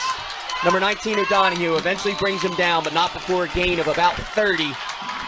Tigers right back in business. So 2 straight plays. Jags had him in a 3rd and 12. Bertolini, that really nice pass on the 3rd down conversion, and then the delayed handoff to Box, the lone setback, and he made no mistake about it. Back and forth we go.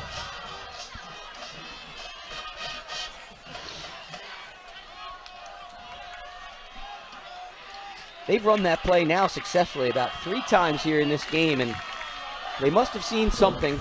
Box again inside, again a big carry, gain of about 8 on first down. Brings up a 2nd and 3.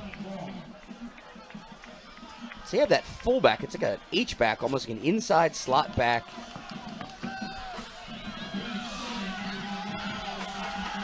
For the Tigers. 2nd and 3, ball on the Jaguar 23. Yeah, definitely a drive that Coach Kicking Marple is looking for here. Bertolini gives, Box. First down. Ball right at the 20. Fresh set of downs. They can pick up the first down at the 10-yard line. Clock is ticking here in the 4th, 9:40 and counting.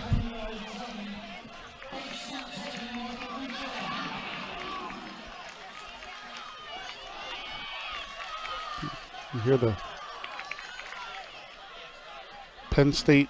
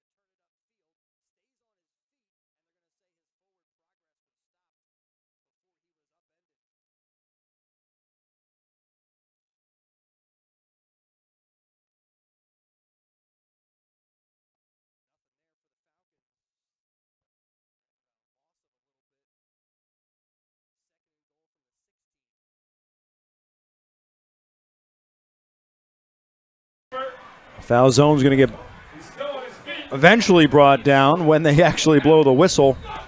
We'll see where they mark it. It's going to be a loss. And that's one of those situations I was mentioning, Matt. He either needs to give the ball off or he needs to make one cut. And if it's not there, just get down or just get vertical and get what you can, as opposed to trying to keep that play alive and alive and alive.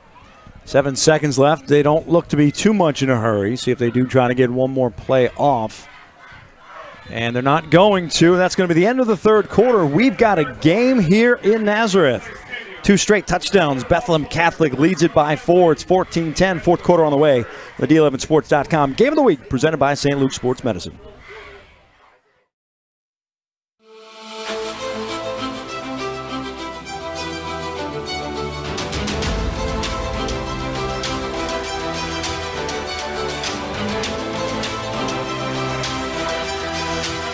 Hall of Fame pitcher Steve Carlton knows what it takes to exceed expectations. To the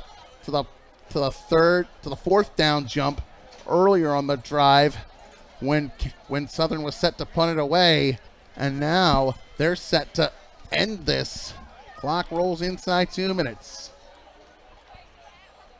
Hand off, Glasgow off right guard, brought down at the 15. That will bring up a 2nd and 3, maybe 4, I think. Clock rolling inside, 90 seconds. I would be surprised if they don't. I would be surprised if Southern was to do anything but give Glasgow the ball here. Again, now. A receiver and a tight end to each side. Motion. Jet sweep. Inside.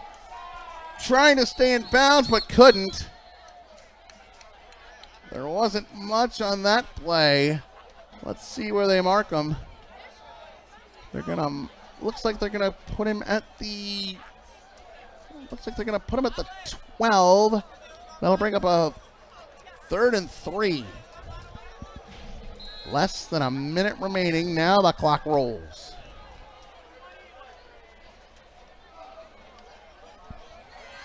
And let's see.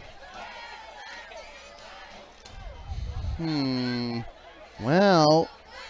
Oh. Looks like that was indeed the game. Victory formation here for Kensington. Jalen Johnson will indeed take a knee here. And the final few seconds will indeed drain off the clock. Southern will get themselves a win on homecoming / senior night. That will indeed do it. Final score. 4th and 2. I think the Tigers have to get to the 10-yard line. It looks like the first down marker is right at the 20. So the second down marker is down at the 10. Ball on the 12. Tigers go hurry up to the line of scrimmage. Box the single setback. Bernalini in the shotgun. Motion man comes across the Fruscio. Play action inside. Box.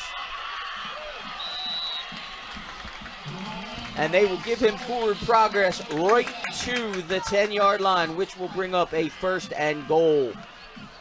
And there's an injured tight Box actually injured on the field. First down, Marple.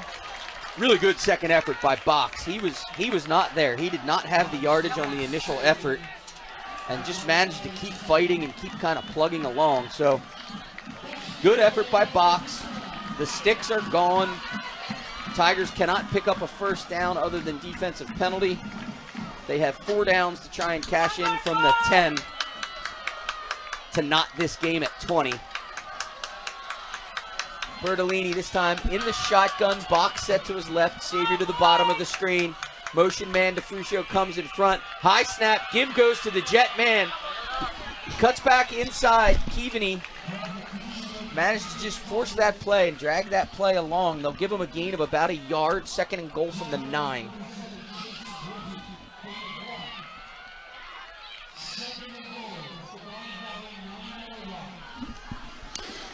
Yeah, minimal gain there. Not able to get that, first down here on the 2nd and goal.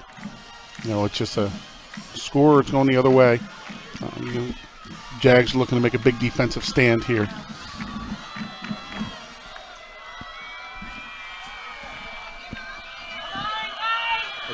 It's Wolski in the backfield this time behind Bertolini. Play action, fake gives. He throws. Pressure coming. Got him. Number 7, middle linebacker Nick Romanello able to chase down Bertolini in the backfield with the sack, a huge sack. I don't know why the clock has stopped. There's a flag, and they're going to call a hold on Tyler Lassick up top here. That really, again,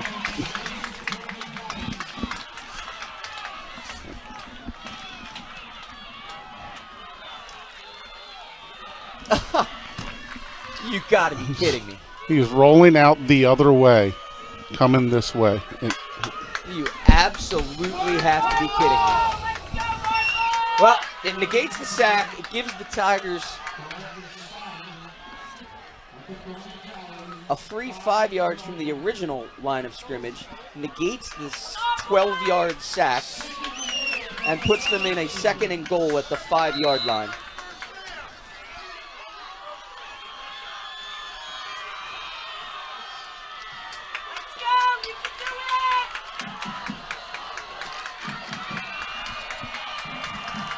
Again, Walski the back. High snap. Bertolini keeps. Chase down from behind. No gain. They're going to tackle him at the 5-yard line. It'll bring up a 3rd and goal from the 5. nice defensive stop there. And Bertolini's lucky to get that. That was a really high snap.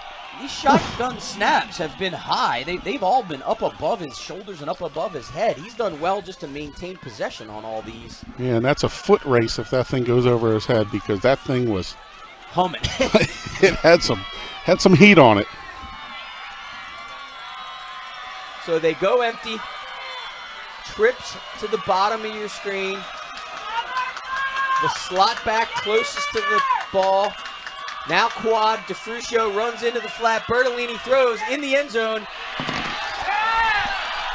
Again, a flag thrown in the end zone.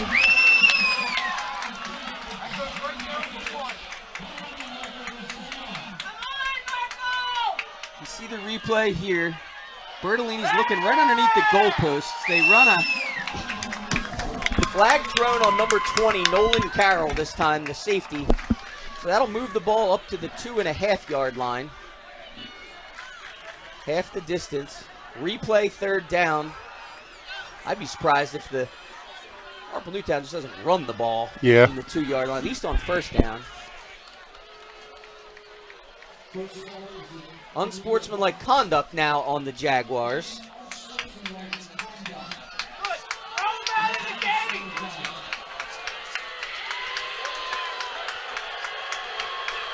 Ball will be spotted on the 1. That's what the unsportsmanlike that would.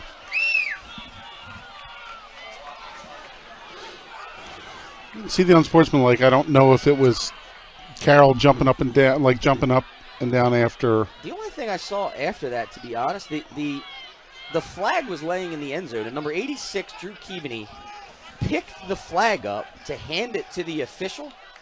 And the official chastised him to put the flag back down. So I wonder if they called it on Keaveney for picking the flag up, which, okay.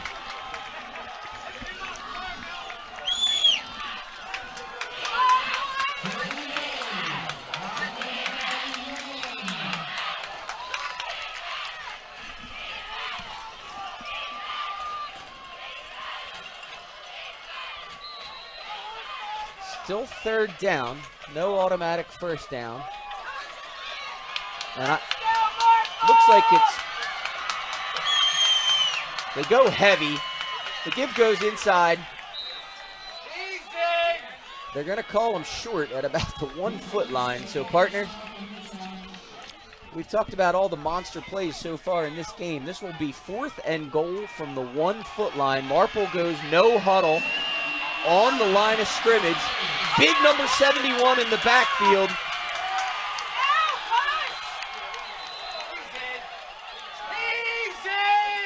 Into the end zone.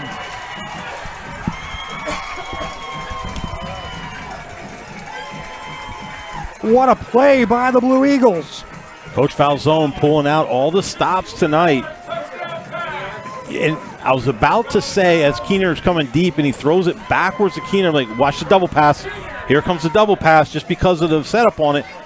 But Keener, he throws that as hard as he can, but still underthrew Caleb Newsom, and is actually fortunate to underthrow him because Vasa couldn't come back and make a play on the ball. Yeah, he put everything he had into that, and it was just enough. Baker for the extra point. Up and good. And the Blue Eagles up by 3. That's a huge extra point, too, because now you force them. It's field goal to tie, touchdown to win for Bethlehem Catholic. Not that we're anywhere close to being over in this game. No, you would certainly think not.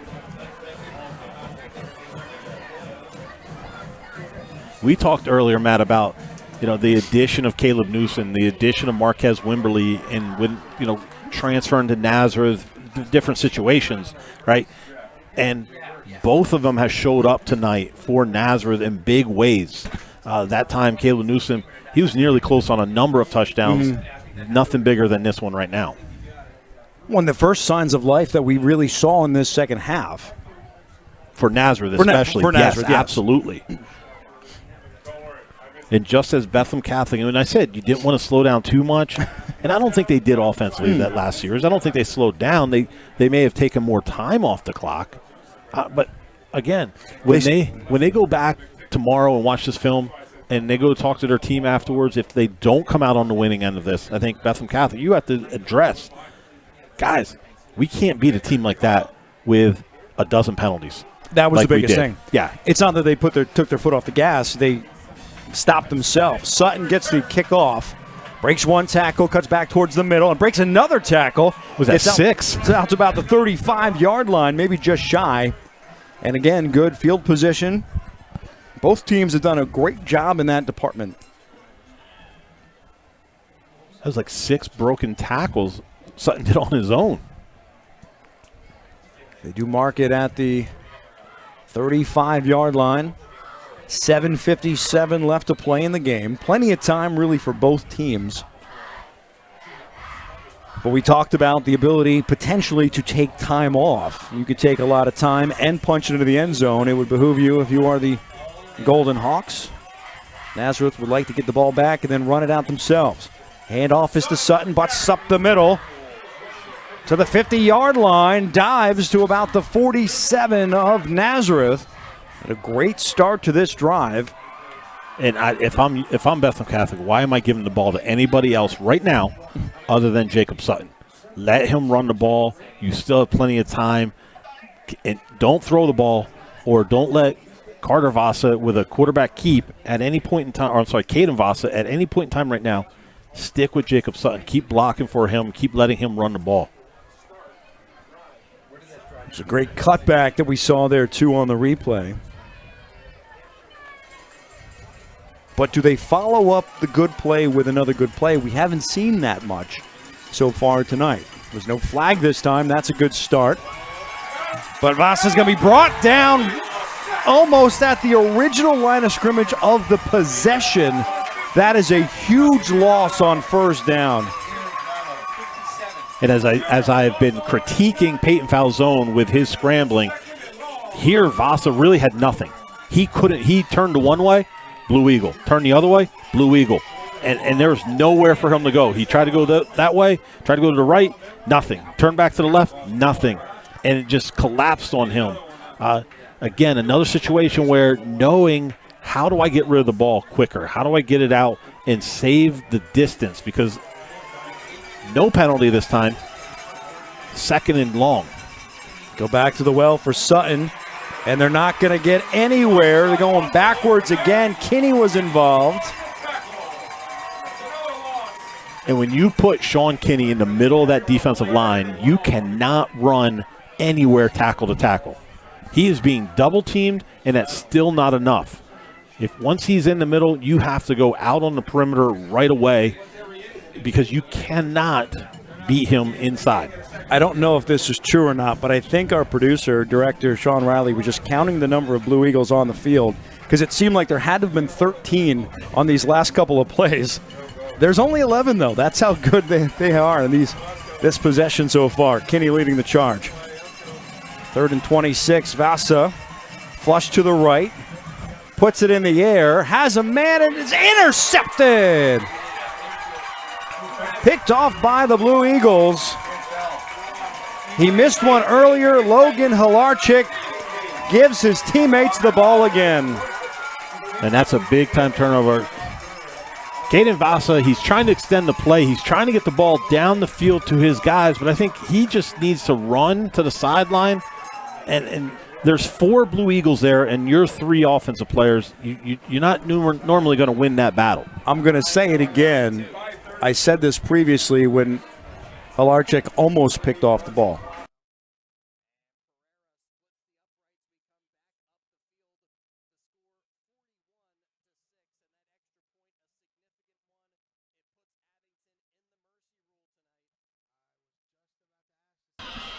Vaughn, the lone back. The Jags jump off sides and give 5 of that right back. Number 78, right tackle, Max D'Antonio. You see he's just down in his stance, and he just comes up out of his stance to readjust. He just falls forward. So, both teams not living right here, but the problem for the Jaguars is it was on 1st and 10. So I always wonder this, why the clock was stopped before that play happened. Why did they wind the clock when it wasn't running on the original first down play? Counter inside, pass, Lassick nowhere to go, gets swamped. They lost a 3. So 1st and 15 becomes 1st and 18 for the Jaguars. They're going the wrong way. Yeah, really had no time to throw there, and had a couple of receivers open down the field, but once he turned around, after the mesh point, he really had nowhere to go. So now just safe. 2nd and 18, 2nd and 19 for the Jaguars. They got to get some splash plays here, buddy. They got 3 downs to pick up 19 yards. Toss, Loreras cuts back inside, puts his head down, gets 7, 8, 3rd and 12 for the Jaguars. Under 52 seconds left in the game here in the 4th quarter. So Jags had it rolling, buddy. They had the ball inside the 19 after the personal foul. 1st and 10 on the 19. Yeah, you just don't want to go backwards before. You don't want to be behind the chains, especially in a situation like that. And 3rd down and 13 and a half, 14 here. 2 plays to pick up this first down here. All 3 timeouts remaining, but it's. And for what it's worth, Kai Lopez has the leg. Kai Lopez has the leg to kick a field goal if they can get the ball up to about the 20.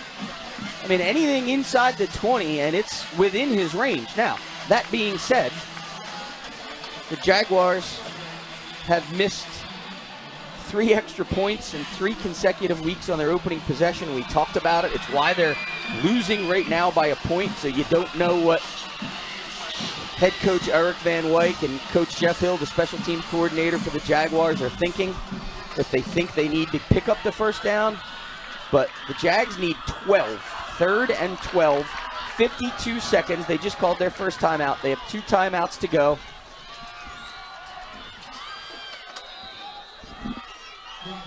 You would certainly think this is 2 downs to pick up 12 yards.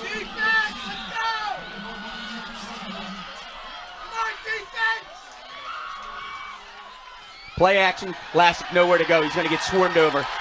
Sack. Timeout. This Garnet Valley offensive line just has not had an answer for the Marple-Newtown pressure when they bring it. You can see they have the 4 linemen at the line of scrimmage, and it's just an outside blitz from the inside linebacker. He just comes around that left edge. Again, a great defensive call. Jaguars are really in a tough spot now. 4th and the game.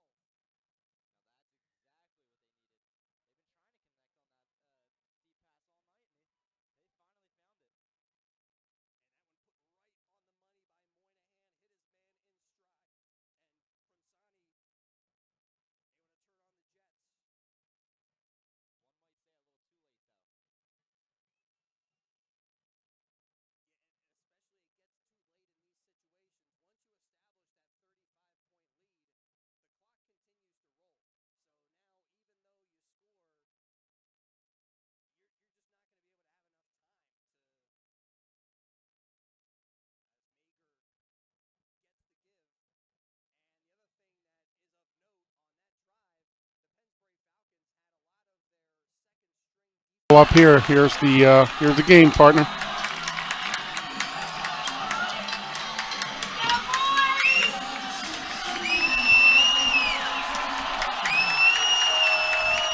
Jaguars go empty. Lassick in the shotgun.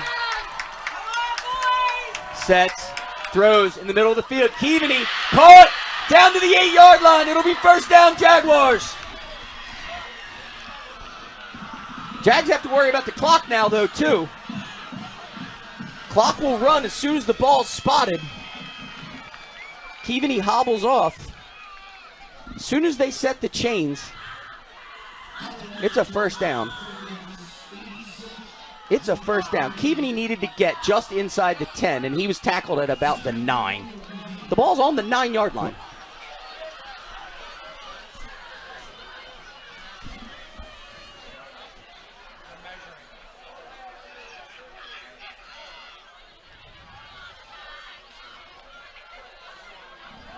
If this is anything but a first down, the chain was just inside the 10, the first down chain, and Keaveney, as they spotted, it was all the way flat on the 9-yard line.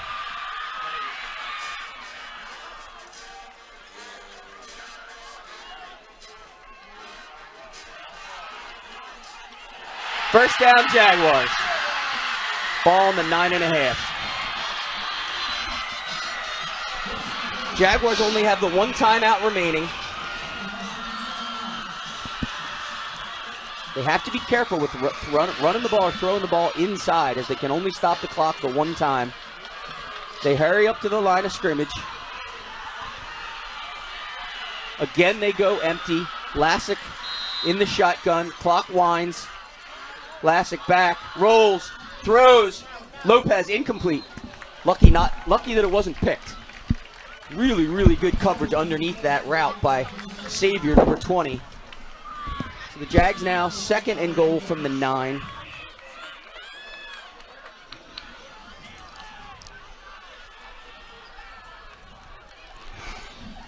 You have 3 plays here. Time, like I said, unless you run inside. Or 2 plays. Now they're well within. Now it's an extra point. Oh, yeah. Set, throws, inside, Lassick runs. He's going to get dragged down inside. Touchdown, Jags! Tyler Lassick ran the quarterback draw and just couldn't be brought down.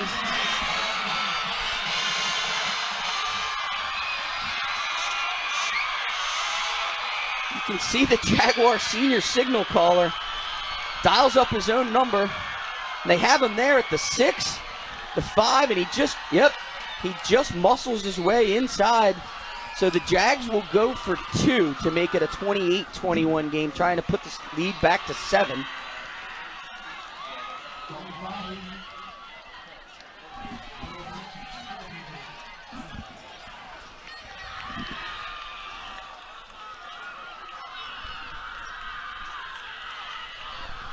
Jaguars might have to now watch the play clock.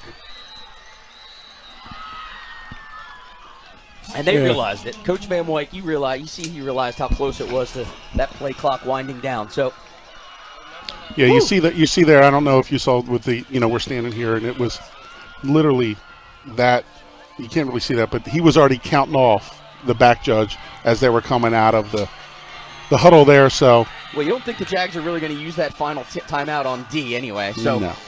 You've only got 24 seconds left here. And again, this is a huge extra point. I mean, it's you want to get your play, the right play here, to get this 2 points, barring anything that happens on their end. Listen, we've seen the speed of Xavier outside, Trey Xavier. We've seen him run right past the Jaguars' D-backs time and time again throughout the first 3.5 quarters of this game. So they've got game-breaking one-play speed. Jaguars obviously have to kick off still, so they have an opportunity to get yardage on the kickoff. So Jags offense here trying to dial up their best 3-yard play to try and convert on the 2-point conversion to make it a 7-point game. 24 seconds left. No time will come off. It's an untimed down.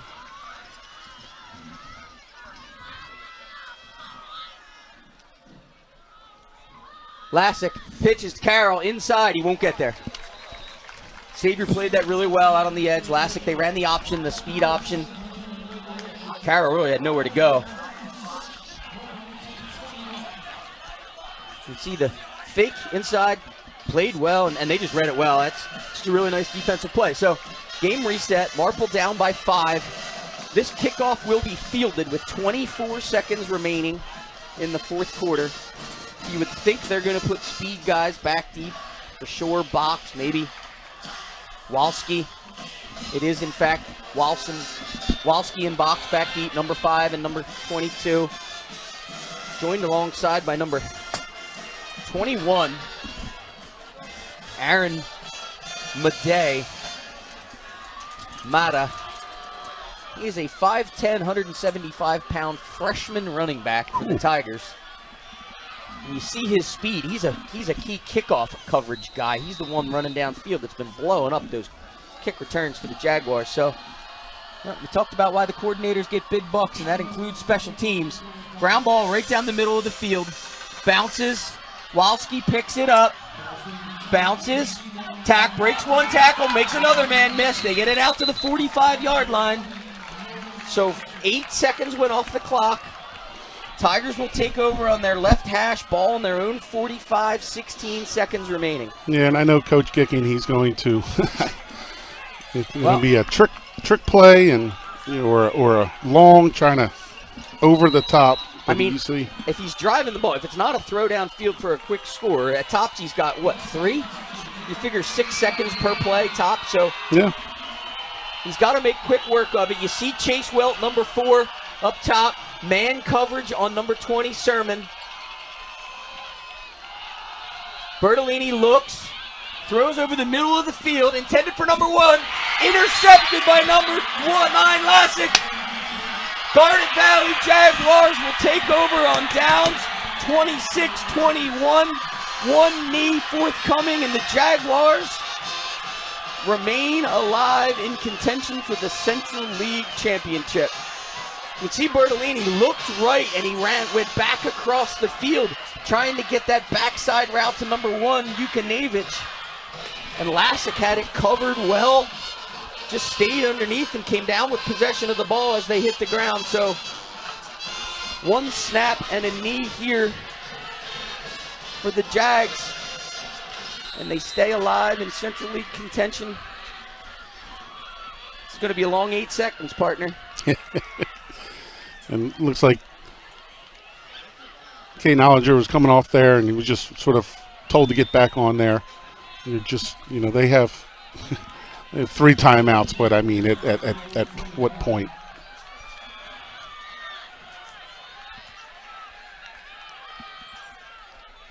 Jags hand the ball off to Nolan Carroll. I think it's that 3 timeouts type of thing, but you can't stop it. So you can't. It's just making them snap the ball. That's all it is. It's making them snap the ball, and it's hoping they get. Lassick should turn and just backpedal and then take a knee. Agree, but I knew. a long time, and a friend of Coach Gicking there, and he played at Shippensburg University with my brother. He was quarterback. My brother's a lineman there. I've known Chris for a long time, and I know that. But it was Sutton down the far side off his hands. So let's see. It is 2nd and 10, 45 seconds remaining. Now, again, they're down by 3. Coach said he wants to get to about the 20-yard line to feel confident anyway. Vasa back to pass. Throws it on the far side. It's going to be thrown out of bounds. Make us hit 3rd and 10 now with 37 seconds.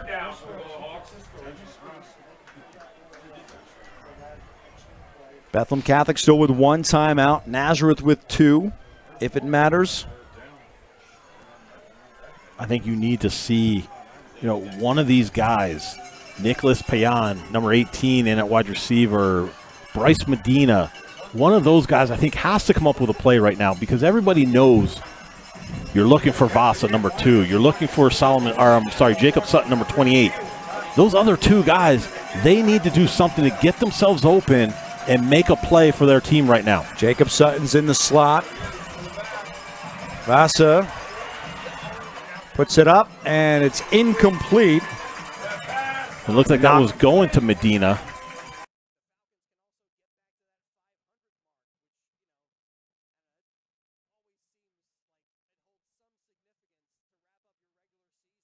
Number 18. Well, that's Payan, the one that you were calling for. Now, Bethlehem Catholic, they have to be ready. They have to get out here and be ready because the clock's going. Or no, the clock won't start because it was incomplete pass. Somebody officially call a timeout, or is it still the injury? I think it's still the injury. So we still have one timeout left for Bethlehem Catholic. Just in case. Two for Nazareth if they need to. If they need it at this point. Just in case, when was the last time you had your water tested? Give you a free in-home water assessment from Reynolds Culligan. Visit yourwater.net for more information. There we go. So it is 4th and 10. Bob Steckel, that one was for you. Get your water tested. Whitehall Superintendent. 4th and 10. Obviously, you need 10 yards to keep the drive going. 29 seconds. You probably need a little bit more than that. And now we can ask the question officially because I believe maybe Nazareth has, let's see. We have a penalty. Oh, look, that's false start. I jinxed us. There it was. There it was. I said we haven't had one in a while. It was one play late. So I think we're up to 9. 4th and 10 becomes 4th and 15. 29 seconds left. You don't have to get to the 20 on this play, but obviously you need to get 10. But then you need to get to the 30 minimum. But you might only have one play to get to the 20 to maybe set yourself up for the would-be. They need to be prepared if they get the first down here to get up there and spike it right away. Nice snap. Vasa's back. They brought the house. He's going to launch it towards the end zone, looking for his brother, and it's knocked. They caught. It's caught at the 6-yard line. I thought it was knocked away. We're going to have to take a look at that again. I thought Marquez Wimberly was – I thought he intercepted it, not knocked it away, but intercepted it. 15 seconds left. They'll spike it. Officially 11 on the clock now. So if you're Bethlehem, you still have time. You can run a play. You can run the ball. You still have a timeout. Because you still have that timeout. You're on the 4-yard line. You can run the ball. We criticize for taking 2, but they do have the 1.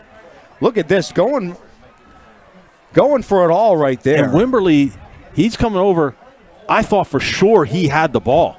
I thought he knocked it away or intercepted. But Carter Vasa was there at about the 6-yard line. I mean, and they're even closer. And he got down to about, I think it's the 4. That's par for tonight, though, Matt, isn't it? We've seen everything. Well, we sure have. Do we see an upset? Vasa back. Kinney approaching the throw. Intercepted! That was Logan Halarchik. Halarchik, his second. Yes, makes up for the one he dropped in the first half in a big way. With 4 seconds left, not that the time matters, going for the win, instead have another look. Kinney was giving chase, and Halarchik read it all the way. Can't quite see who he was looking for, but you're right. Logan Halarchik had fantastic coverage. As long as Keith Groller credits D11sports.com for the video that he took of our screen. And now victory formation. And I believe the term is survive. The Eagles, Blue Eagles will survive this.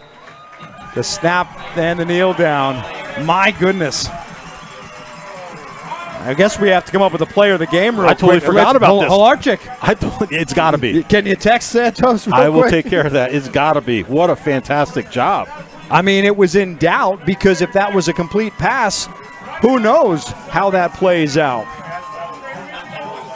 Where's Dave Micah Jr. when you need him? Oh, Colorado. But the most excited guy on the sideline right there is Logan Halarchik, and rightfully so. 2 interceptions.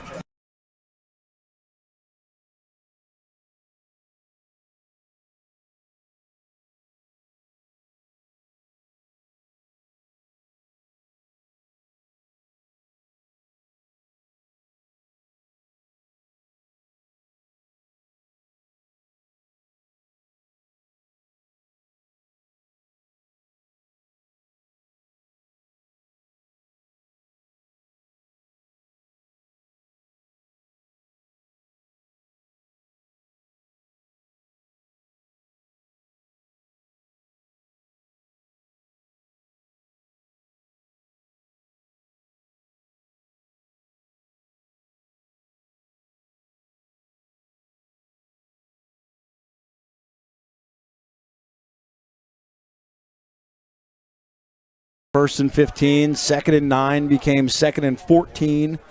You had a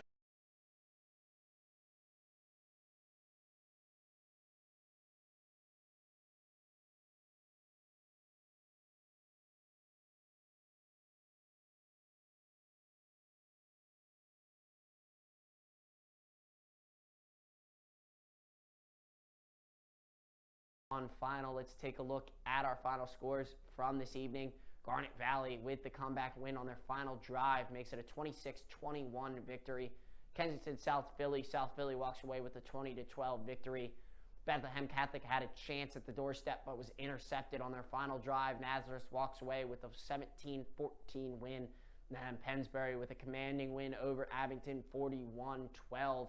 Thank you so much for tuning in with us here for another wonderful episode of SFBN End Zone. We'll be back with you for another wonderful show next Friday night. We hope to have you back with us. And as always, go Phils.